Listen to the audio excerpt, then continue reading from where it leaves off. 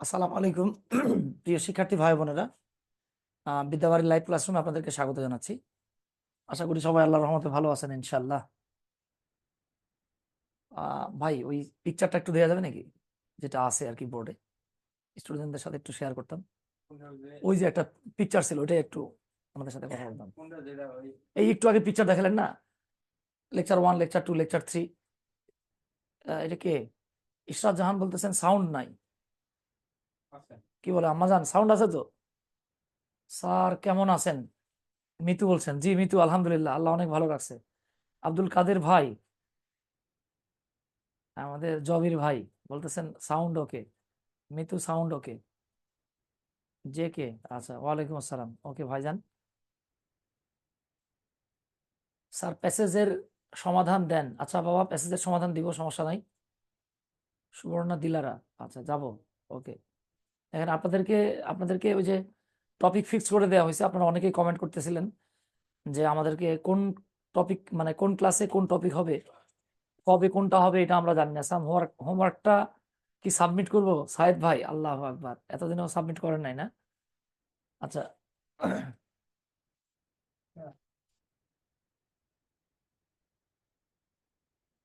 আচ্ছা, যাবো যখন, ওইখানে যখন যাবো তখন কেমনে? আচ্ছা, এটা নিয়ে কথা বলি, তারপর আপনি আমাকে আবার আয়না দিয়েন। আসছে না? আল্লাহ, 2বার আসছে কেন? এটা নিয়ে তো এখন কথা বলবেন না। হ্যাঁ, এটা নিয়ে জাস্ট 1 মিনিট কথা বলবো আর কি। এই হয়েছে। ওই পাওয়ারপয়েন্টে সাবজেক্ট আছে। আচ্ছা আচ্ছা আচ্ছা, ঠিক আছে, ঠিক আছে। এটা কথা বলা শেষ হলে পাওয়ারপয়েন্টে সাবজেক্ট আচ্ছা আচ্ছা, আমি চলে যাব। হ্যাঁ দেন। আচ্ছা, যেটা বলতেছিলাম আর কি, দেখেন, এটা আপনাদেরকে শুরুতে দিলে ভালো হতো আর কি। এটা আপনাদেরকে শুরুতে দিতে পারলে ভালো হতো, শুরুতে দেওয়া যায়নি, আসলে এক্সট্রিমলি সরি। বিদ্যাবাড়ি এনটিআরসির স্কুল রিটেন কোর্সের আউটলাইন যেটা আর কি, সেটা এখানে দেয়া আছে ভাই। আপনাদের 1 নাম্বার ক্লাসে হবে, হবে না সরি, হয়ে গেছে যেটা আর কি, সেটা হলো সিলেবাস ডিসকাশন অ্যান্ড ট্রান্সলেশন 1। এরপর ট্রান্সলেশন 2 নিয়েছিলাম আমরা। তারপরে আমরা গিয়েছিলাম সম্ভবত, হ্যাঁ ঠিক আছে, সম্ভবত না, আনসিন কম্প্রিহেনশন, এরপর অ্যাড ফ্রম ভার্ব, তারপরে প্রেপোজিশন। এরপর আবার আনসিন কম্প্রিহেনশন ছিল, কিন্তু ওই দিন ওই যে আপনাদের সাথে আধা ঘন্টা কথাবার্তা বলতে গিয়ে আমরা আনসিনটা শেষ করতে পারি নাই। এই জন্য ঝামেলা হয়েছিল আর কি। একটু জুম করেন স্যার, এর চাইতে জুম বেশি করা যাবে না তো? ক্লিয়ার দেখা যাচ্ছে না ভাই? মাহমুদুল হাসান ভাই, ক্লিয়ার দেখা যায় কিনা ভাই? একটু কমেন্ট করেন তো দাদা। হ্যাঁ, ক্লিয়ার দেখতে দেখতে যাওয়ার কথা তো, দেখা তো কথা, তাই না? আম্মা তুজ্জেরিন, আচ্ছা আমার আম্মা জান আম্মা তুজ্জেরিন, কমেন্ট করেন প্লিজ। তো ওই অনুযায়ী আজকে হচ্ছে আপনাদের ধারাবাহিকতা 7 নাম্বারে চলে আসছি আমরা। আমাদের আজকের ক্লাসে আমরা ট্রান্সফরমেশন অফ সেন্টেন্সের সিম্পল, কমপ্লেক্স এবং কম্পাউন্ড নিয়ে কথা বলবো। এবং মাথায় রেখেন যে এই যে ট্রান্সফরমেশন বা সিম্পল, কমপ্লেক্স, কম্পাউন্ড আজকে যেটা করতেছেন, এইটা আপনি আনসিন কম্প্রিহেনশনে যখন যাবেন, সেখানে অনেক সময় এরকম হয়, আপনাকে প্রশ্ন করলো হোয়াট ইজ ন্যানো টেকনোলজি। ধরে নেন প্যাসেজে ন্যানো টেকনোলজিটা সিম্পল সেন্টেন্সে লেখা আছে হোয়াট ইজ ন্যানো টেকনোলজি। তো আমরা জানি প্যাসেজ থেকে হুবহু লাইন তুলে দেয়া যায় না, তাই আপনি এটাকে প্যারাফ্রেজ করবেন। প্যারাফ্রেজ করবেন মানে সেম কথা বলবেন, জাস্ট একটু ঘুরায় বা রোলিং করে বলবেন। তাহলে ওইটাই আপনি কমপ্লেক্স সেন্টেন্সে বলে দেন ন্যানো টেকনোলজিটা কি, স্যার বুঝবে যে আপনি প্যারাফ্রেজ করছেন, নাম্বার কাটবে না। কিন্তু ধরে নেন ন্যানো টেকনোলজির সংজ্ঞাটা প্যাসেজে যা দেয়া আছে, আপনি হুবহু হোয়াট ইজ ন্যানো টেকনোলজি বলছে, আপনি তুলে ওটাই দিয়ে দিয়েছেন, তাহলে কিন্তু বিপদে পড়ে যাবেন। সুমাইয়া বিনতে হাসিম বলতেছেন, স্যার আজকে পড়াশোনা ছাড়া কাউকে কমপ্লেন নিয়ে কথা বলার সুযোগ না দেওয়ার অনুরোধ জানাচ্ছি। হ্যাঁ, আরেকজন আইসা বলবে স্যার উনি যে কথা বলছে এই কথার প্রেক্ষিতে আরো 10 মিনিট কথা বলতে চাই, লেও ঠেলা, বিপদে পড়বো। হোমওয়ার্ক কোথায় সাবমিট করতে হবে? ভাই এর আগে আপনাদেরকে আমি বলেছিলাম হোমওয়ার্ক সাবমিট করবেন, ওই যে আপনাদের গ্রুপে আমি অ্যাডমিন হিসেবে আছি, আমার ইনবক্সে আর কি। আমার ইনবক্সে অনেককে দেখলাম আপনারা গ্রুপেই গিয়ে আপনারা পোস্ট করে বলছেন যে মানে এই যে হোমওয়ার্ক সাবমিট করছে, দরকার নাই। আর অনেকের দেখতেছি আমি কোনো একটা পোস্ট করলে নিচে গিয়ে বলেন মেসেঞ্জার গ্রুপে অ্যাড হতে চাই। কেন রে ভাই, আপনাদের গ্রুপ তো একটাই। মেসেঞ্জার গ্রুপ, এই ধারণাটা আপনি কোথা থেকে পাইলেন? মেসেঞ্জার গ্রুপ বলে তো কোনো গ্রুপ নাই, আমি নিজেই তো নাই, আপনারা কোথেকে অ্যাটাচ করবো? মেসেঞ্জার গ্রুপ নাই, এটাই গ্রুপ। আর মেসেঞ্জার গ্রুপ করাটা হচ্ছে গিয়া দুনিয়ার সবচাইতে আজাইরা একটা সিস্টেম। কেন জানেন? ধরে নেন আপনাদের আপনাদের গ্রুপটাতে, ফেসবুক গ্রুপে 700 5 জন আছেন, আমি একটা মেসেঞ্জার গ্রুপে পোস্ট দিব, পোস্ট দেওয়ার সাথে সাথে এসে বলবে আপনি সেরা ভাই, আরেকজন থ্যাংক ইউ ভাই, আরেকজন থ্যাংক ইউ বলার জন্য ওয়েলকাম, আরেকজন ওয়েলকাম বলার জন্য থ্যাংক ইউ বলবেন। এই যে দেখবেন 700 জনের মধ্যে 100 জন কমেন্ট করবেন, একদম পুরো 7 ফিট উপরে উঠে যাবে। সো আপনার ঝামেলা হয়ে যাবে আর কি। তো এই ঝামেলায় না ফেলে যেটা বলতেছি, আপনারা জাস্ট ওই গ্রুপ যেটা আছে এটাই। তো আসেন, এরপর translation sentence plus degree changing হবে, এরপরে আপনাদের সাথে ট্রান্সলেশন 3, এরপরে লিঙ্কিং ওয়ার্ড অ্যান্ড কানেক্টর। এগুলো আপনাদেরকে পরবর্তীতে কাজে আসবে। এবং 11 নম্বর লেকচার যেদিন হবে আপনাদের আনসিন কম্প্রিহেনশন 3, এই 11 নম্বর লেকচারে গিয়ে আপনারা আমাকে যারা কাজ সাবমিট করছেন আর কি, হ্যাঁ, আমি তাদের পিকচার দেখায় আমি বর্ণনা দিব, প্লাস ওইখানে আমরা আরো নতুন প্যাসেজ সলভ করবো ইনশাল্লাহ। আফরিন জাহান বলতেছেন স্যার ইনবক্সে পাঠাইছে, আপনি সিন করেন নাই। সম্ভবত আপনি বা আমি আপনার ফ্রেন্ড লিস্টে নাই, না থাকার কারণে, ওকে, না থাকার কারণে একটা ঝামেলা হয়ে গেছে কি, হয়তো আমি সিন করি নাই, এটাই একটা সমস্যা আর কি। স্যার আমাদেরকে ভালো একটা বই সাজেস্ট করেন। ভালো বই বলতে দিগদর্শন দেখলাম, আর একটা বই আমি দেখলাম, নাম ভুলে গেছি, আমার কাছে ভালো লাগলো না। আপনারা ইংরেজির স্টুডেন্ট, আপনারা খুব ভালোভাবে জানেন যে ইংরেজির জন্য ওয়ান অ্যান্ড অনলি, সেটা আপনি ঢাকা ইউনিভার্সিটিতে পড়েন, ন্যাশনাল ইউনিভার্সিটি সোহরাওয়ার্দী কলেজে পড়েন, আর ব্রজমোহন কলেজে পড়েন, আর আপনি নর্থ সাউথে পড়েন, বাংলাদেশে ফ্রেন্ডস বুক কর্নার বা FBC বইগুলো ইংলিশ রিলেটেড বের করে। ফ্রেন্ডস বুক কর্নারের বইটা অন্যদের তুলনায় ভালো, তবে সবকিছুই যে ভালো এটা বলা যাবে না। বেটার হবে হচ্ছে গিয়ে আপনি ওই বই পড়লেন, নিজে থেকে কিছু ব্রেন খাটালেন, প্লাস আমরা তো আপনাদেরকে যে লেকচার শিট দিচ্ছি এটা থেকেও পড়ে নিন। আসেন, এরপরে আছে সেন্টেন্স কারেকশন। আপনারা যদি নতুন সিলেবাসটা দেখেন, ঠিক এইভাবেই সেন্টেন্স কারেকশনে আর্টিকেল, প্রিপোজিশন এই রিলেটেড বলা আছে। মাহমুদুল ভাই লেখছে, ভাই আমি আপনাকে গ্লোবালাইজেশন নিয়ে প্রশ্নের উত্তর লিখে দিয়েছি। আচ্ছা ঠিক আছে, আমি চেষ্টা করবো ওই দিন গ্লোবালাইজেশনটাও বলার। তবে দুটো প্যাসেজের উত্তর দিতে গেলে সমস্যা হবে কি, নতুন আর একটা প্যাসেজ ওই দিন আলোচনা করতে পারবো না 11 নম্বর লেকচারে, এটা সমস্যা হয়ে যাবে ভাই। তো মাহমুদুল হাসান ভাই একটু চেষ্টা করেন ন্যানো টেকনোলজিটাও দেওয়ার। এইখানে একটা কথা বলে রাখি, আপনারা রাগ করেন না, যেমন এখানে 131 জনকে আমি আমার সাথে দেখতে পাচ্ছি, 132 জনকে এখন দেখা যাচ্ছে, আমরা যদি বাদ দেন তাহলে 131 জন। এখন 131 জন যদি আমার কাছে ওয়ার্ক সাবমিট করেন, আপনি বুঝেন অবস্থা, 2 মিনিট করে কথা বললে কত মিনিট লাগবে, আপনাদের ক্লাস কিন্তু মাত্র 2 ঘন্টা। এখানে একটা ঝামেলা আছে। সো আমি এই জায়গাগুলো থেকে যারা পারফেক্ট আনসার লিখছেন, আমি তাদের উত্তর নিয়ে বলতে যাব না, জাস্ট হয়তো বলতে পারি যে এই ভাইরা বা বোনেরা পারফেক্ট আনসার লিখছেন, আমি তাদের নাম নোট করে আনবো কয়েকজনের আর কি। আর যারা একই রকমের ভুল করছেন, এরকম 10 জনের নোটশিট না দেখায়, খাতা না দেখায়, আমি জাস্ট মার্ক করে কয়েকজনের খাতা দেখাবো, এবং ভুলগুলো কোন জায়গায় হয়েছে সেটা আমি জুম করে আপনাদেরকে দেখাই দেবো ইনশাল্লাহ। তো ঠিক আছে, এরপরে আপনাদের এই যে লেখা আছে লিটারেরি ডিভাইস, তারপর 14 নম্বর লেকচারে দেওয়া আছে how to write a good paragraph, কিভাবে একটা চমৎকার প্যারাগ্রাফ লিখতে পারেন। এর মধ্যে আপনাদের এই যে রিটেন পার্ট, নতুন পার্টগুলো নিয়ে আমি স্লাইড বানাচ্ছি, চাইলেও এখন আমি প্রথমে নিতে পারবো না, কারণ আমার প্রতিদিন ক্লাস থাকে। দেখা গেছে আমি পরশুদিন সকাল 8টায় বেরোইছি, বাসায় গেছি রাত্রে 1টায়। গতকালকে আমি এরকম সকালে 9টায় বের হয়েছি, বাসায় গেছি 12টায়। তো এরপরে নোটশিট বানাতে আমার খুব কষ্ট হচ্ছে, বাট না বানালে তো মানে আমার ইনকামটা হালাল হবে না। আমি একটু ধীরে ধীরে বানাচ্ছি, এই প্রত্যেকটা টপিকের পেয়ে যাবেন ইনশাল্লাহ। আর আপনাদের লিটারেরি ডিভাইসের শিটটা, এটা আমি ওই যে স্যারকে বলে দিয়েছি গত ক্লাসে, তো জানা নেই, উনি আপনাদেরকে দিয়ে দিবে। উনি যদি দিতে প্রবলেম করে সেক্ষেত্রে আমার নক দিন, আমি বাকি শিটগুলো দিয়ে লিটারেরি ডিভাইসের শিটটা দিব।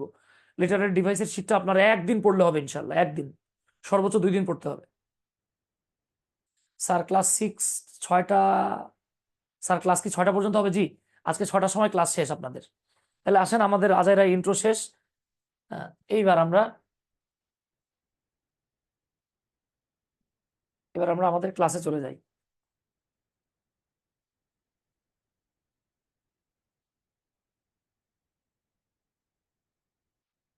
আচ্ছা, তাহলে আমরা আজকে আলোচনা করব ট্রান্সফরমেশন নিয়ে। কয়েকজন ভাই হাত তুলে রাখছেন। মোশাররফ ভাই কেমন আছেন? আসসালামু আলাইকুম স্যার, ভালো আছেন? ওয়ালাইকুম আসসালাম, জি ভাই আলহামদুলিল্লাহ, বলেন ভাইজান। স্যার ওই যে আজকে আপনার ওই যে আমাদের যে ওটা দিলেন আর কি, মানে ক্লাসের রুটিনটা দিলেন, ওটা দেখে অনেক ভালো লাগলো, কিন্তু স্যার আমাদের যে রাইটিং পার্ট গুলা দিচ্ছেন একদম লাস্টের দিকে, ও আমার মনে এটা এটা হচ্ছে। আমি তো বললাম ভাই, ওই রাইটিং পার্টের আমি নোট বানাচ্ছি, যেমন আপনাদেরকে আমি যেদিন প্যারাগ্রাফ পড়াবো, ইনশাল্লাহ আপনি আপনার সারা জীবনে প্যারাগ্রাফ পড়ে আসছেন, অনেক বই থেকে প্যারাগ্রাফ পড়ছেন, নোট করতেছি, অসাধারণ একটা নোট তৈরি হচ্ছে ইনশাল্লাহ। ঝামেলা হয়েছে কি, এটা তৈরি করতে একটু সময় লাগবে, আমি তাড়াহুড়া করলে মান ভালো হবে না ভাই। এই জন্য দেখেন এগুলো মানে এই যে গ্রামার রিলেটেড বা যেই টপিকগুলো আমার নোট করা আছে এটা আমি আগে নিয়ে নিচ্ছি, আর এই টাইমটা আমি মানে যে টাইমে আপনার নোট করতে হবে এই টাইমটা আমি নোট বানাচ্ছি ভাই। এখন বড় সমস্যা হচ্ছে আমি ওনাদেরকে একটা কাজ করতে পারি, 4টা বই দেখায় বলতে পারি আপনারা টাইপ করে নোট দিয়ে দেন, এক্ষেত্রে ততটা মানসম্মত হবে না, টাইপিস্ট যেই কাজ করবে।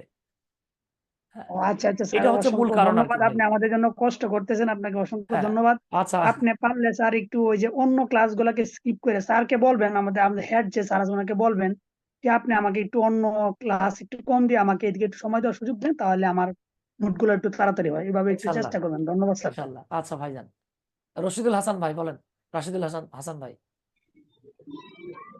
আসসালামু আলাইকুম স্যার। ওয়ালাইকুম আসসালাম ভাইজান। স্যার ক্লাস অনেক বেশ ভালো লাগছে, কথা হচ্ছে যে সুন্দরভাবে চলুক এটাই আশা করি। আচ্ছা আচ্ছা, ওকে, ধন্যবাদ। মাহমুদুল হাসান ভাই। আসসালামু আলাইকুম ভাই। ওয়ালাইকুম আসসালাম। ভাই যে আমার দুইটা কনফিউশন আছে, মানে জি, কনফিউশন বলতে আমরা যে রাইট ফর্মস অফ ভার্ব গুলা যে পড়লাম, হ্যাঁ মানে হ্যাঁ। আপনি তো হলো কয়েকটা রুলস দেখাই দিলেন শুধু, মানে হুম। এই রুলস গুলাই কি আমাদের জন্য এনাফ নাকি নো, আমাদের বাড়তি কোনো রুলস এর করার এর বাইরে দরকার রুল আছে? আছে, যেমন সাবজেক্ট ভার্ব এগ্রিমেন্ট থেকে রাইট ফর্ম ভার্বে অ্যাটাচ হয়ে রুল আসবে, যেমন লিঙ্কিং ওয়ার্ড থেকে রুল আসবে। আপনাদের কিন্তু লিঙ্কিং ওয়ার্ডের ক্লাস দেখলেন তো একটু আগে, লিঙ্কিং ওয়ার্ড কানেক্টর। যেমন ভাই সো দ্যাটের একটা রুল আছে, সুন্দর একটা প্রশ্ন করছেন, এটা কারো করা উচিত ছিল, করে নাই, আপনি সবার উপকার করে দিয়েছেন। সো দ্যাটের একটা গ্রামাটিক্যাল ইস্যু আছে, যদি সো দ্যাটের সামনে প্রেজেন্ট টেন্স থাকে তাহলে আমরা সাধারণত এর পরে গিয়ে ক্যান বা মে লিখি, আর যদি সামনে একটা পাস্ট টেন্স হয় তাহলে আমরা কুড বা মাইট লিখি। এখন এটা যদি রাইট ফর্ম ভার্বে শিখাই তাহলে আমি কানেক্টরে শিখাবো কোনটা ভাই? এই যে এটা কানেক্টরে গিয়ে শিখবেন। এরপরে মানে যেগুলা বাদ আছে জি জি ভাই জি, হলো এগুলো যেগুলা শেষ হবে। যেগুলা যেগুলো হলো মানে হ্যাঁ, ওইভাবে তবে আসবে একটা সেভাবে ক্লাস আমাকে আমি করে দিবেন। আপনাদেরকে দেই নাই, সেটা মাইন্ড করেন না, সেটা হচ্ছে কি জানেন, টেন্স। টেন্সের ক্লাস আমি দিব না, আপনারা যদি চান আমি আজকে রাতে বাসায় গিয়ে 11টার সময় আপনাদেরকে টেন্সের লেকচার শিটটা পোস্ট করে দেবো গ্রুপে, ঠিক আছে? কারণ এই বয়সে এসে জি ভাই, আপনাদেরকে, লেকচার শিট পোস্ট করে দিন। হ্যাঁ লেকচার শিটটা আমি পোস্ট করে দিব, এইটা একটু দেখেন আর কি, তাহলে আমার জন্য সুবিধা হবে আর কি ভাই, বুঝছেন? ওই যেগুলো বাকি আছে আচ্ছা মনে ভাই। হচ্ছে এগুলো রোলিং করে শিখে ফেলবেন ইনশাল্লাহ। আর আপনাদের টোটাল 22টা ক্লাস দিছে, এরপরে আমি বলবো আপনাদেরকে 22টার পরে ন্যূনতম যাতে আরো 3টা ক্লাস দেওয়া হয়, মানে 25টা যাতে আসে আর কি। হ্যাঁ, তাহলে কি হবে, পরের ক্লাসগুলোতে গিয়ে শুধু প্রবলেম সলভ করবো, বা যেই জায়গাগুলোতে প্রবলেম ছিল একটা কাজ করা যায়, যেমন দেখা গেছে আমরা তখন খুব দ্রুত কাজ করবো আর কি। যেমন আমি হচ্ছে কি কারেকশন 20টা কারেকশনের সেন্টেন্স নিলাম, নিয়ে ওই দিন সলভ করাবো, সাথে রাইট ফর্ম ভার্বের 20টা কোশ্চেন থাকলে সলভ করাবো। আমি চেষ্টা করবো গত রুল যা পড়ানো হয়ে গেছে এর বাইরে যদি কোনো রুল থাকে সেটা ওই 20টায় রাখায়, মানে আমি আমার সর্বোচ্চ চেষ্টা করবো যাতে আপনাদের কোনো কিছু বাদ না যায়।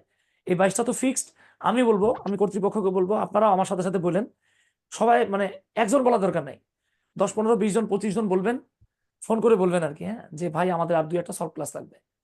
তাহলে কি হবে, আপনাদের 22টা তো টপিক শেষ হবেই, আপনারা আরো 3টা এক্সট্রা ক্লাস নেবেন, তাহলে আর প্রবলেম থাকবে না যে ইনশাল্লাহ। ভাই মানে হলো যে ক্লাসগুলার হবে, দেখা যাবে যে কানেক্টেড থাকবে, সেই ক্লাসগুলোর পরবর্তী যে ক্লাসগুলো আছে সেগুলোর সাথে নিয়ে নিবেন।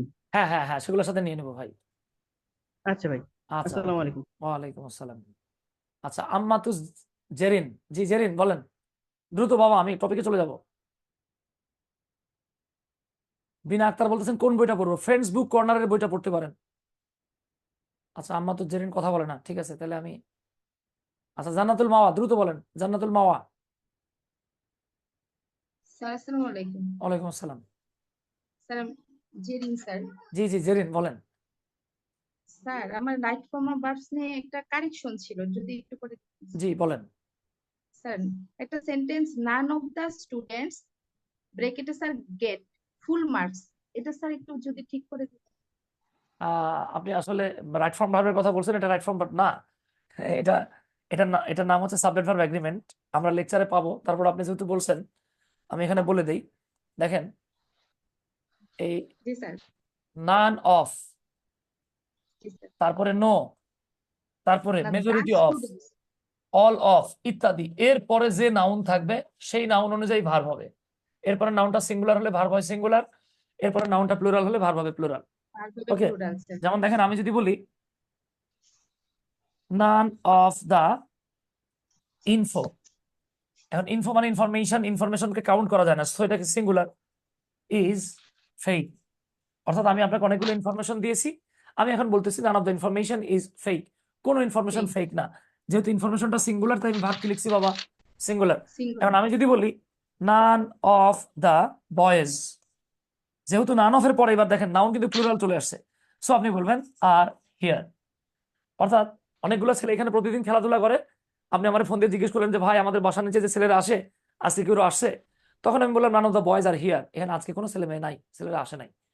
এখন দেখেন যদি নান অফ দ্য বয় থাকতো তাহলে আমি ইজ লিখতাম, বয়েজ আছে আর, এটা আর অনেকগুলো আর আছে, majority of, okay, majority of, percentage of, fraction of থাকলে সবসময় পরবর্তী নাউন অনুযায়ী ভার্ব বসে।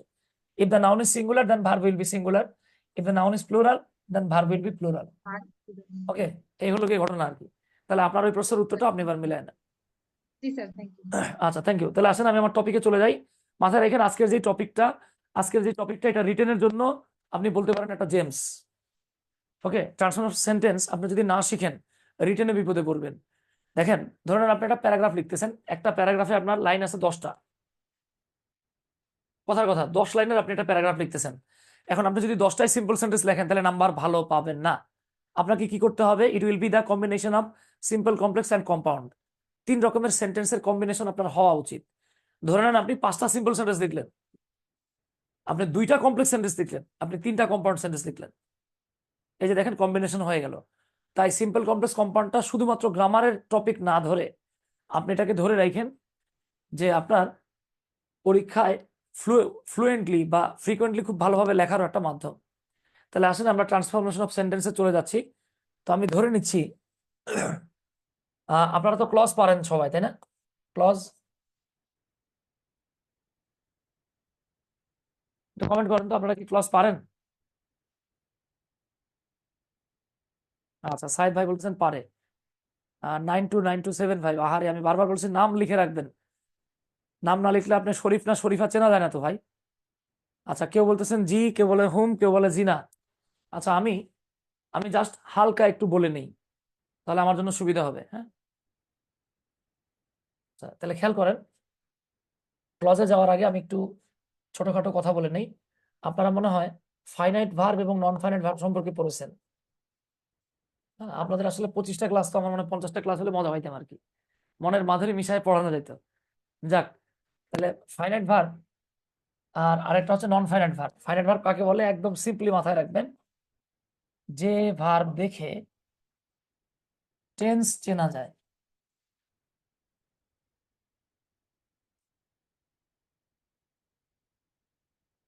তাকে ফাইনাইট ভার্ব বলে।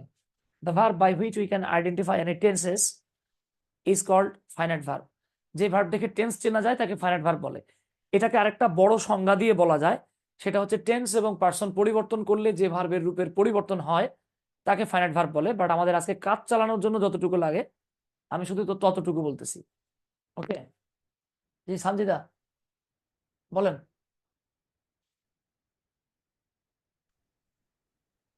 হ্যালো, আসসালামু আলাইকুম স্যার। ওয়ালাইকুম আসসালাম। জি স্যার, বলেন স্যার। স্যার আমাদের তো ইয়ে থেকে ক্লাস থেকে প্রতিটা এক্সামে অনেক পরীক্ষা, যে এক্সামে অনেকগুলা কোশ্চেন আসে, যে যে ডিটেক্ট করার আর কি এটা কোন ক্লাস বা এটা ওইরকম আর কি। তো আমাদের ওইটা সম্পর্কে আর কি স্বচ্ছ ধারণাটা নাই, এটা সম্পর্কে একটু আমাদের যদি একটু ডিটেলস ক্লাস দেওয়া যায় ওটা বেটার হবে আচ্ছা আমি আচ্ছা, মনে করি। ঠিক আছে ইনশাল্লাহ। ওকে, আচ্ছা, হঠাৎ করে দেখছেন এই যে ক্লাসটা ব্লার হয়ে গেল।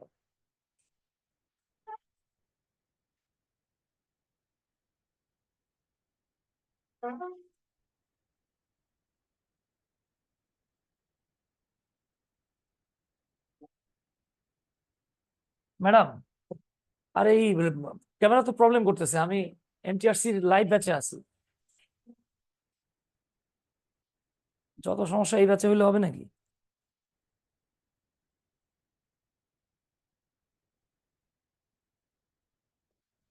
ভাই কোন কোন ব্যাপারগুলো ক্যামেরাটা অফ হয়ে গেল, এই যে ক্যামেরাটা ঘোলা হয়ে গেল, ঘটনা কি দেখেন তো। হ্যাঁ হ্যাঁ হ্যাঁ, এ মানে হঠাৎ করে ঘোলা হচ্ছে আবার ঠিক হচ্ছে, কি সমস্যা ভাই? এতক্ষণ ঘোলা ছিল আর কি, এই দেখছেন, এই যে আবার ঘোলা হয়ে গেছে দেখেন, এটা কেন হচ্ছে ভাই? এই দেখছেন আবার ঘোলা হয়ে গেছে, এটা একটু ঠিক করে দেন তো ভাই।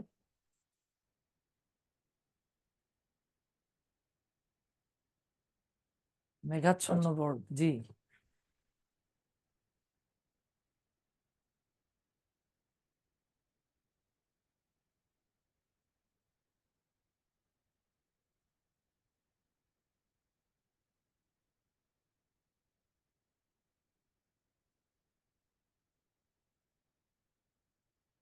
বলে 4:30 বাজে স্যার ক্লাস শুরু হলো না। ক্লাস শুরু হলো না কেমনে ভাই, আমরা তো ক্লাসেই আছি।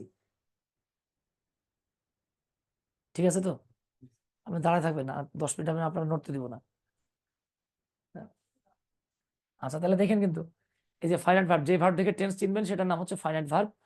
আর একটু মাথায় রাখতে হবে কষ্ট করে,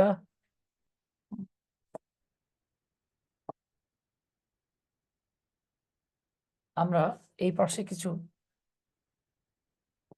কোঅর্ডিনেট কনজাংশন লিখতেছি। কোঅর্ডিনেট কনজাংশন, এই কোঅর্ডিনেট কনজাংশন গুলো মূলত কম্পাউন্ড সেন্টেন্সে থাকে। ওকে, এই কোঅর্ডিনেট কনজাংশন গুলোকে আমরা ছোটবেলা থেকে জেনে আসছি, একটা সহজ টেকনিকে শেখা যায় যার নাম হচ্ছে ফ্যান বয়েজ। তবে আমরা যখন ফ্যান বয়েজ জিনিসটা শিখেছি, তখন এটা ছিল এরকম, FANBOYS, এভাবে পড়ে আসছি। ঝামেলা হচ্ছে গিয়ে আমাদের এই ফ্যান বয়েজ পড়া দেখে পিএসসির লোকেরা বুঝে ফেলছে যে আমরা ফাঁকিবাজ। তখন 40তম BCS-এ তারা ফ্যান বয়েজ থেকে কোশ্চেন না করে, ফ্যান বয়েজে কিন্তু আগে ছিল না, দেখবেন মোটামুটি যতগুলো বই আছে এর মধ্যে 1% বইও আপনি পাবেন না যারা ফ্যান বয়েজটাকে এইভাবে না লিখে এভাবে লিখছে। তো এতদিন এইভাবে ছিল, আমরা পড়ে আসছি এফ মানে হলো ফর, এ মানে হলো অ্যান্ড, এন মানে হচ্ছে নর, বি হচ্ছে এখানে বাট, ও হলো অর, ওয়াই হলো ইয়েট এবং এস হলো সো। আমরা কিন্তু এলসটাকে বাদ দিয়ে আসছিলাম। তো এই বাদ দিয়ে আসার কারণে আমরা যেই বিপদটাতে পড়েছিলাম, না না আজকে পচা বোর্ডটা তো, আজকে ভালো বোর্ড, এই যে দেখছেন আমি হাত দিয়ে মুছতে পারতেছি, সমস্যা হচ্ছে না। আজকে ভালো বোর্ড পেয়েছেন আপনারা, সবচেয়ে সুন্দর বোর্ড, তাই না ভাই, মিজু ভাই? আচ্ছা দেখেন, দিয়ে একটা বাকি ছিল ভাই, সেটা হচ্ছে এলস। এলস এটা 40তম BCS-এ আসছে। হ্যাঁ, আর এটা এস দিয়ে হচ্ছে সো। যদিও আমরা এটাকে সো বলি, এটা খুব ভালো হবে আপনি যদি এটাকে অ্যান্ড সো বলেন। যদিও আমরা এটাকে অ্যান্ড বলি, বেটার হবে আপনি যদি এটাকে অ্যান্ড সো বলেন। তাহলে আমরা একটু কষ্ট করে মাথায় রাখবো, এই যে লিঙ্কিং ওয়ার্ড গুলো বা এই যে কনজাংশন গুলো, এদের নাম হচ্ছে কোঅর্ডিনেট কনজাংশন। কোঅর্ডিনেট কনজাংশন সাধারণত কম্পাউন্ড সেন্টেন্সে থাকে। এবার আমরা লিখব সাবঅর্ডিনেট কনজাংশন। ওকে, সাবঅর্ডিনেট কনজাংশন, অথবা এটাকে কেউ কেউ বলে লিঙ্কিং ওয়ার্ড, কেউ কেউ এটাকে বলে লিঙ্কিং ওয়ার্ডস, আবার কেউ কেউ বলে এটাকে লিঙ্কার্স। আপনার কাছে যেটা ভাল লাগে সেটা বললেন। মাথায় রাখবেন এরা সাধারণত কমপ্লেক্স সেন্টেন্সে বসে। ওকে, এই তালিকায় কি কি আছে? এই তালিকায় অনেক কিছু আছে, আমি সব লিখতেছি না। যেমন এই তালিকার মধ্যে আপনি পাবেন অ্যাজ, সিন্স, বিকজ। বিকজ বললেন না আবার, আমার ছোটবেলায় আমি এটা বিকজ বলতাম। As, since, because. Mahmudul Hasan বলতেছে বোর্ডের কালার সাদা করা যায় কিনা। বোর্ডের কালার সাদা করলে আপনি চোখে দেখবেন না। এই দেখেন আমি সাদা বানাই দিই, সাদা কই ভাই? হ্যাঁ, ওই একই রকম লাগবে, এটাই হচ্ছে সর্বোচ্চ সাদা। হ্যাঁ, এর উপরে আর সাদা করা যায় না। আব্দুল কাদের ভাই বলতেছে এখন ঠিক আছে, আচ্ছা ধন্যবাদ। হ্যাঁ, আর আপনারা চাইলে এটার আমি একদম কালাও বানাই দিতে পারি, তাহলে লেখা কিছু দেখবেন না, সবুজ বানানো যেতে পারে, হলুদ বানানো যেতে পারে। তো বেটার হচ্ছে আমি এই যে সাদাই বানালে রাখলাম, নেন ফার্স্ট অংশে আছি আমরা। আচ্ছা ইটস ওকে। আচ্ছা তাহলে দেখেন অ্যাজ, সিন্স, বিকজ এটার বাংলা হলো মূলত যেহেতু। খেয়াল করেন, তাহলে অ্যাজ মানে যেহেতু, সিন্স মানে যেহেতু, বিকজ মানে যেহেতু। আবার আপনি চাইলে বলতে পারেন এই তিনটার বাংলায় হচ্ছে কারণ। আমি এখানে লিখলাম না, আপনি খাতায় লিখে রাখবেন। যদি বাক্যের প্রথমে অ্যাজ, বাক্যের প্রথমে সিন্স এবং বাক্যের প্রথমে বিকজ থাকে, তাহলে এদের তিনটার যে কোনো একটা বাক্যের প্রথমে থাকলেই যেহেতু হবে। আর যদি এরা বাক্যের মাঝখানে থাকে তাহলে এদের বাংলা হবে কারণ। তাহলে অ্যাজ, সিন্স, বিকজ এর বাংলা যেহেতু হবে না কারণ হবে, ডিপেন্ড করতেছে তার লোকেশনের উপরে। এরকম আরো অনেক আছে, যেমন এর মধ্যে একটা হচ্ছে অলবেইট অথবা অলদো। অথবা দৌড়, বাংলা হলো যদিও। আমরা সাধারণত দো এবং অলদো এই দুটো পড়ে আসছি। অলবেইট, ALBEIT, এই অলবেইট, কেউ কেউ আলবেইট পড়ে, এটা একটু হাই ফ্রিকোয়েন্সি ওয়ার্ড, আমরা সাধারণত কম ব্যবহার করেছি, জেনে রাখেন, তাহলে আপনার জন্য সুবিধা হবে। এরপর আরো অনেক আছে, যেমন আপনি বলতে পারেন ইফ। ইফের বাংলা বাঙালিরা আজীবন যদি পড়ে আসছে, তবে প্র্যাকটিক্যাল লাইফে ইফের বাংলা হচ্ছে মূলত লয়কারে লে। কিভাবে, আমি একটা উদাহরণ দিই। যেমন আমি বলতে পারি যদি তুমি ডাকো আমি আসবো, না বলে আমি বলতে পারি তুমি ডাকলে আমি আসবো। আপনি একজনকে বলতেছেন যদি তুমি আমারে ভালোবাসো তাহলে বিয়ে করব, না বলে কি বলতে পারেন, তুমি ভালোবাসলে, এই যে লে। একইভাবে যদি সূর্য উঠে অন্ধকার দূর হয়, যদিটারে বাদ দেন, লে দিয়ে বলেন সূর্য উঠলে অন্ধকার দূর হয়। তার মানে ইফের বাংলা হচ্ছে যদি বা লয়কারে লে। এরকম আরো অনেক আছে, যেমন আনলেস, আপনি বলতে পারেন যদি না, আবার আমার ভাইগনার মতো জরি না বললেন না। এরকম আছে লেস্ট। লেস্টের বাংলা যারা পাশে ভয় হয় বলে তারা বোকা।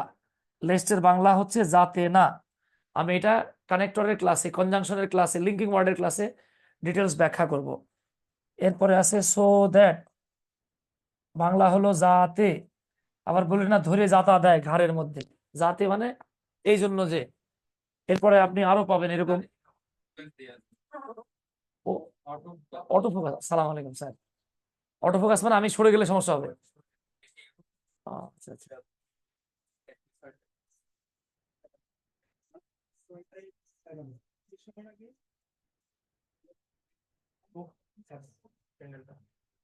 ও আচ্ছা আচ্ছা আচ্ছা আচ্ছা, সরি স্যার।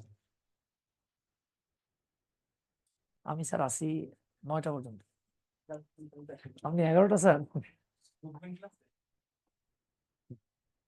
অলদোর আগেরটা কি, মাফিয়া প্রিয়া আম্মাজান? অলদোর আগেরটা হচ্ছে ALBEI, সরি, টি, অলবেইট। এর মানে হচ্ছে যদিও, যদিও, ALBEIT। As though, as if, এটার বাংলা হচ্ছে এমন যেন। এরকম আরো অনেক আছে, সব লিখলাম না, আমি জাস্ট এখানে লিখে রাখতেছি দ্যাট অথবা ডবলেস ওয়ার্ড ব্র্যাকেটে লিখে রাখেন রিলেটিভ প্রোনাউন হিসেবে, রিলেটিভ প্রোনাউন হিসেবে। এবার এটা আপনারা আমারে ঠাড়া মুখস্থ দিবেন, কেমনে মুখস্থ দিবেন জানি না। ওকে, যাদের মুখস্থ আছে তারা লেখেন ওকে অথবা ডান। আমি টেকনিকটা বলে দিই কেমনে মুখস্থ রাখবেন। আপনি মনে রাখবেন, আপনি জাস্ট এইভাবে মনে রাখেন তাইলেই হবে, যে ভাই ফ্যান বয় সারা, ফ্যান বয়স তো মনে আছে স্যার, ফর, অ্যান্ড, নর, but, or, yet, else, so. এই যে দেখেন আপনি যে এখানে পাচ্ছেন 3 3 6 আর 2 8, এই 8টারে যদি বাদ দিয়া দেন তাহলে বাকি যা পাবেন সেগুলো হচ্ছে সাবঅর্ডিনেট কনজাংশন। ওকে, আচ্ছা, মাশাআল্লাহ। এই আপনারা কি দেখতে পাচ্ছেন? আল্লাহ, আমি তো, কি হলো এটা?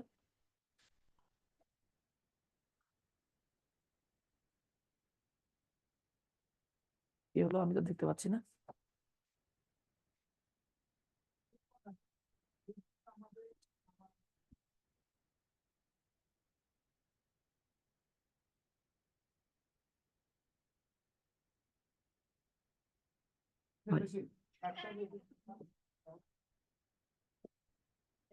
দেখেন তো এটা অফ হয়ে গেল কেন, আমি বুঝলাম না, মানে আমার সাথে এরকম হয় কেন? মানে এটা ভালো লাগে কম দেখি।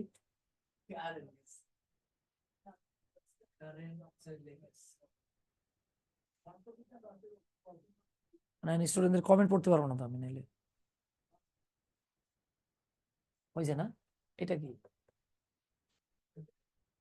ও আচ্ছা আচ্ছা, হ্যাঁ, আচ্ছা আচ্ছা, ঠিক আছে। আচ্ছা, আমি তো এখন মানে দেখে দেখে কথাও বলতে পারবো না। এখানে দেখা যাবে, দেখেন তো,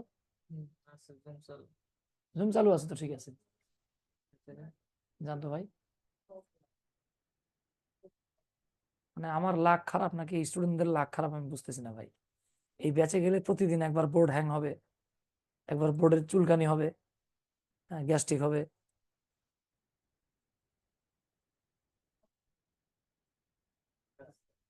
হ্যাং হয়ে গেছে নাকি? ওই পাশেরটা দেখেন তো। আল্লাহ, ওনারা তো লাইভে আছে আমার সাথে মনে হয় নাকি? হুম। ইয়ে কই গেল রানা? রানা ভাই কই ম্যাডাম? আজকে এরকম হচ্ছে কেন আমার বুঝলাম না আমার। না,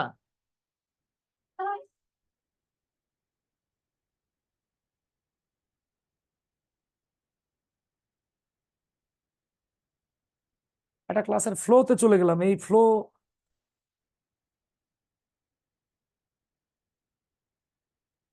আচ্ছা, যারা স্ক্রিনটা দেখতে পাচ্ছেন একটু কষ্ট করে এই কটা মুখস্থ করেন প্লিজ। সব বন্ধ হয়েছিল কেন? আমি গেছি। কারেন্ট চলে গেছিল মনে হয়। এখন হ্যাঁ, আপনার সাথে এরকম হয়েছিল? হ্যাঁ, ইউপিএসটা ভিতরে বুঝছেন? চকট চকট করে শব্দ হয়। কিছু কিছু আর তো ওইটা মানে বের করে।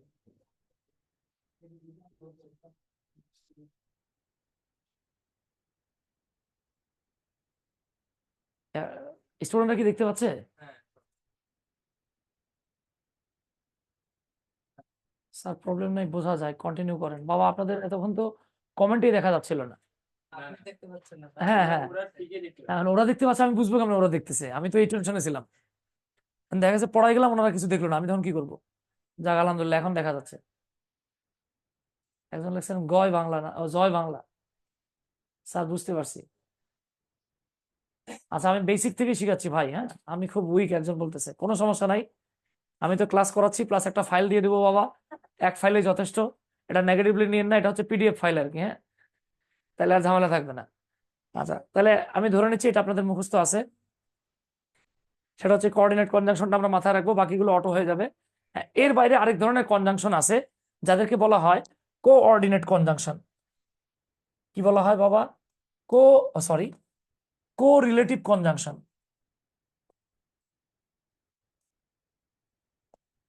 কো রিলেটিভ কনজাংশন কোনগুলো দেখবেন একটার সাথে একটা রিলেশন থাকবে। এই যে ছোটবেলায় পড়ছেন নট অনলি আর জোড়া কি বাট অলসো, এটা হচ্ছে কো রিলেটিভ, মানে একটার সাথে একটা রিলেটিভ। ওকে, এরপর আপনারা পড়েছেন আইদার, জোড়া হচ্ছে অর।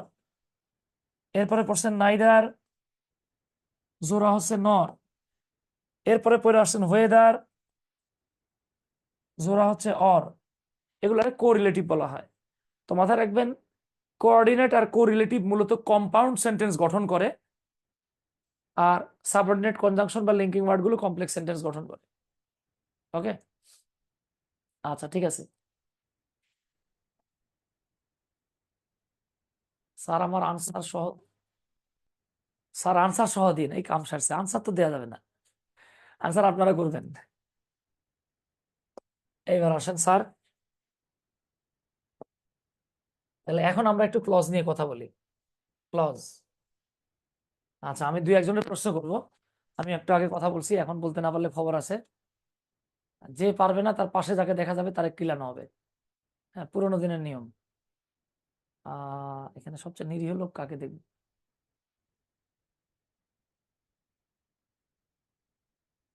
শারমিন অসীন আছেন আমাদের সাথে? শারমিন অসীন নাই।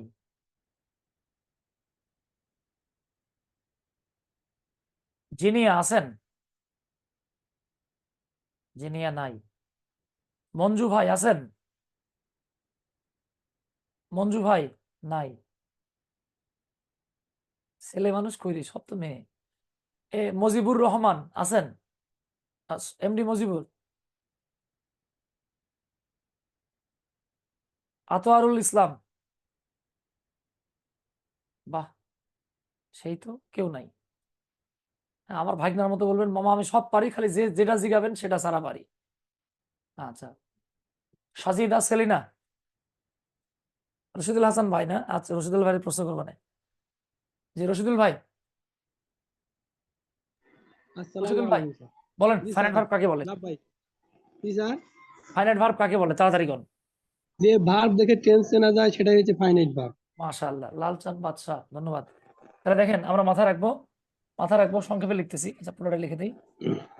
ক্লজ হলো এমন একগুচ্ছ ওয়ার্ড, ক্লজ হলো এমন একগুচ্ছ ওয়ার্ডস যেখানে সাবজেক্ট ও ফাইনাইট ভার্ব থাকে। তাহলে ক্লজ কি জিনিস? ক্লজ হচ্ছে একগুচ্ছ ওয়ার্ড যেখানে সাবজেক্ট আর ফাইনাইট ভার্ব থাকে। Finite verb.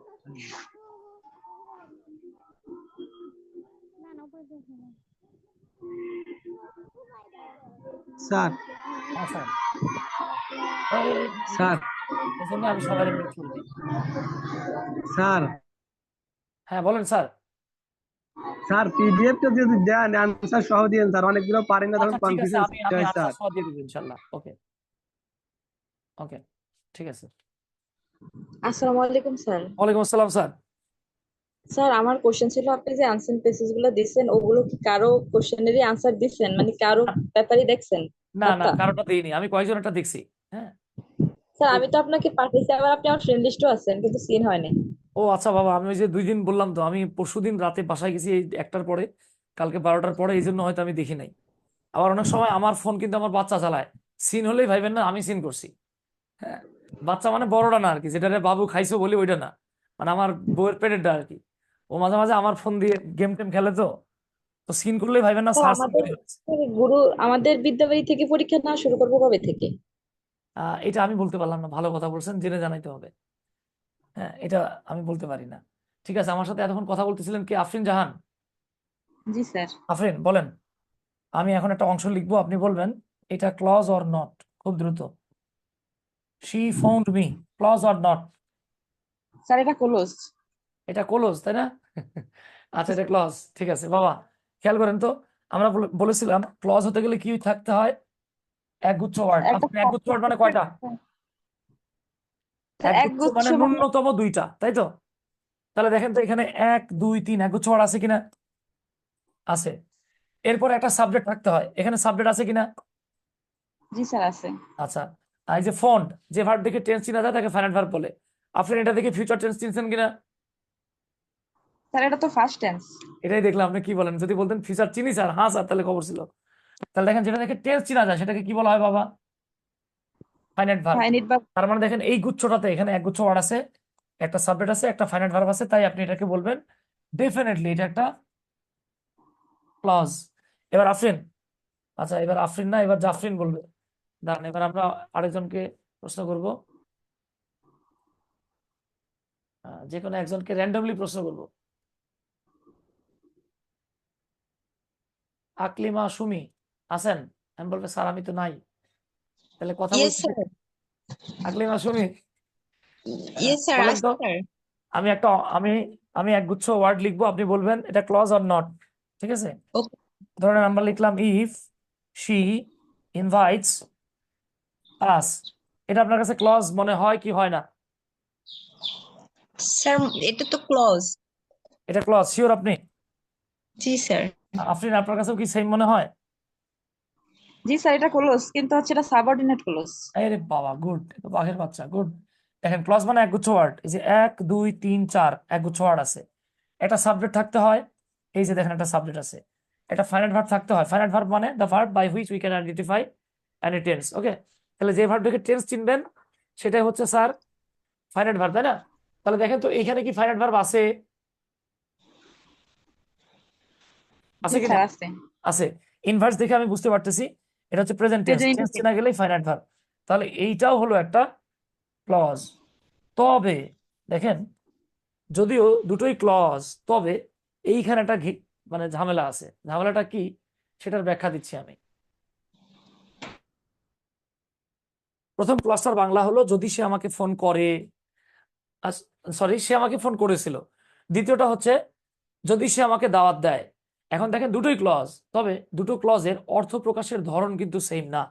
আমরা যদি ফার্স্ট ক্লজটা দেখি, শি ফোন মি, সে আমাকে ফোন করেছিল, এতটুকু বললে মনের ভাব স্বাধীনভাবে প্রকাশ পায়, তাই আমরা এটাকে খাস বাংলায় বলবো স্বাধীন ক্লজ। এই কি লেখা মুছে যাচ্ছে কেন?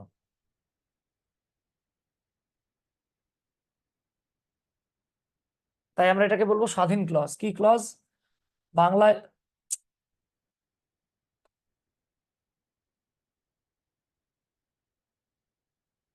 বাংলায় বললে আমরা বলবো এটা হলো একটা স্বাধীন ক্লজ।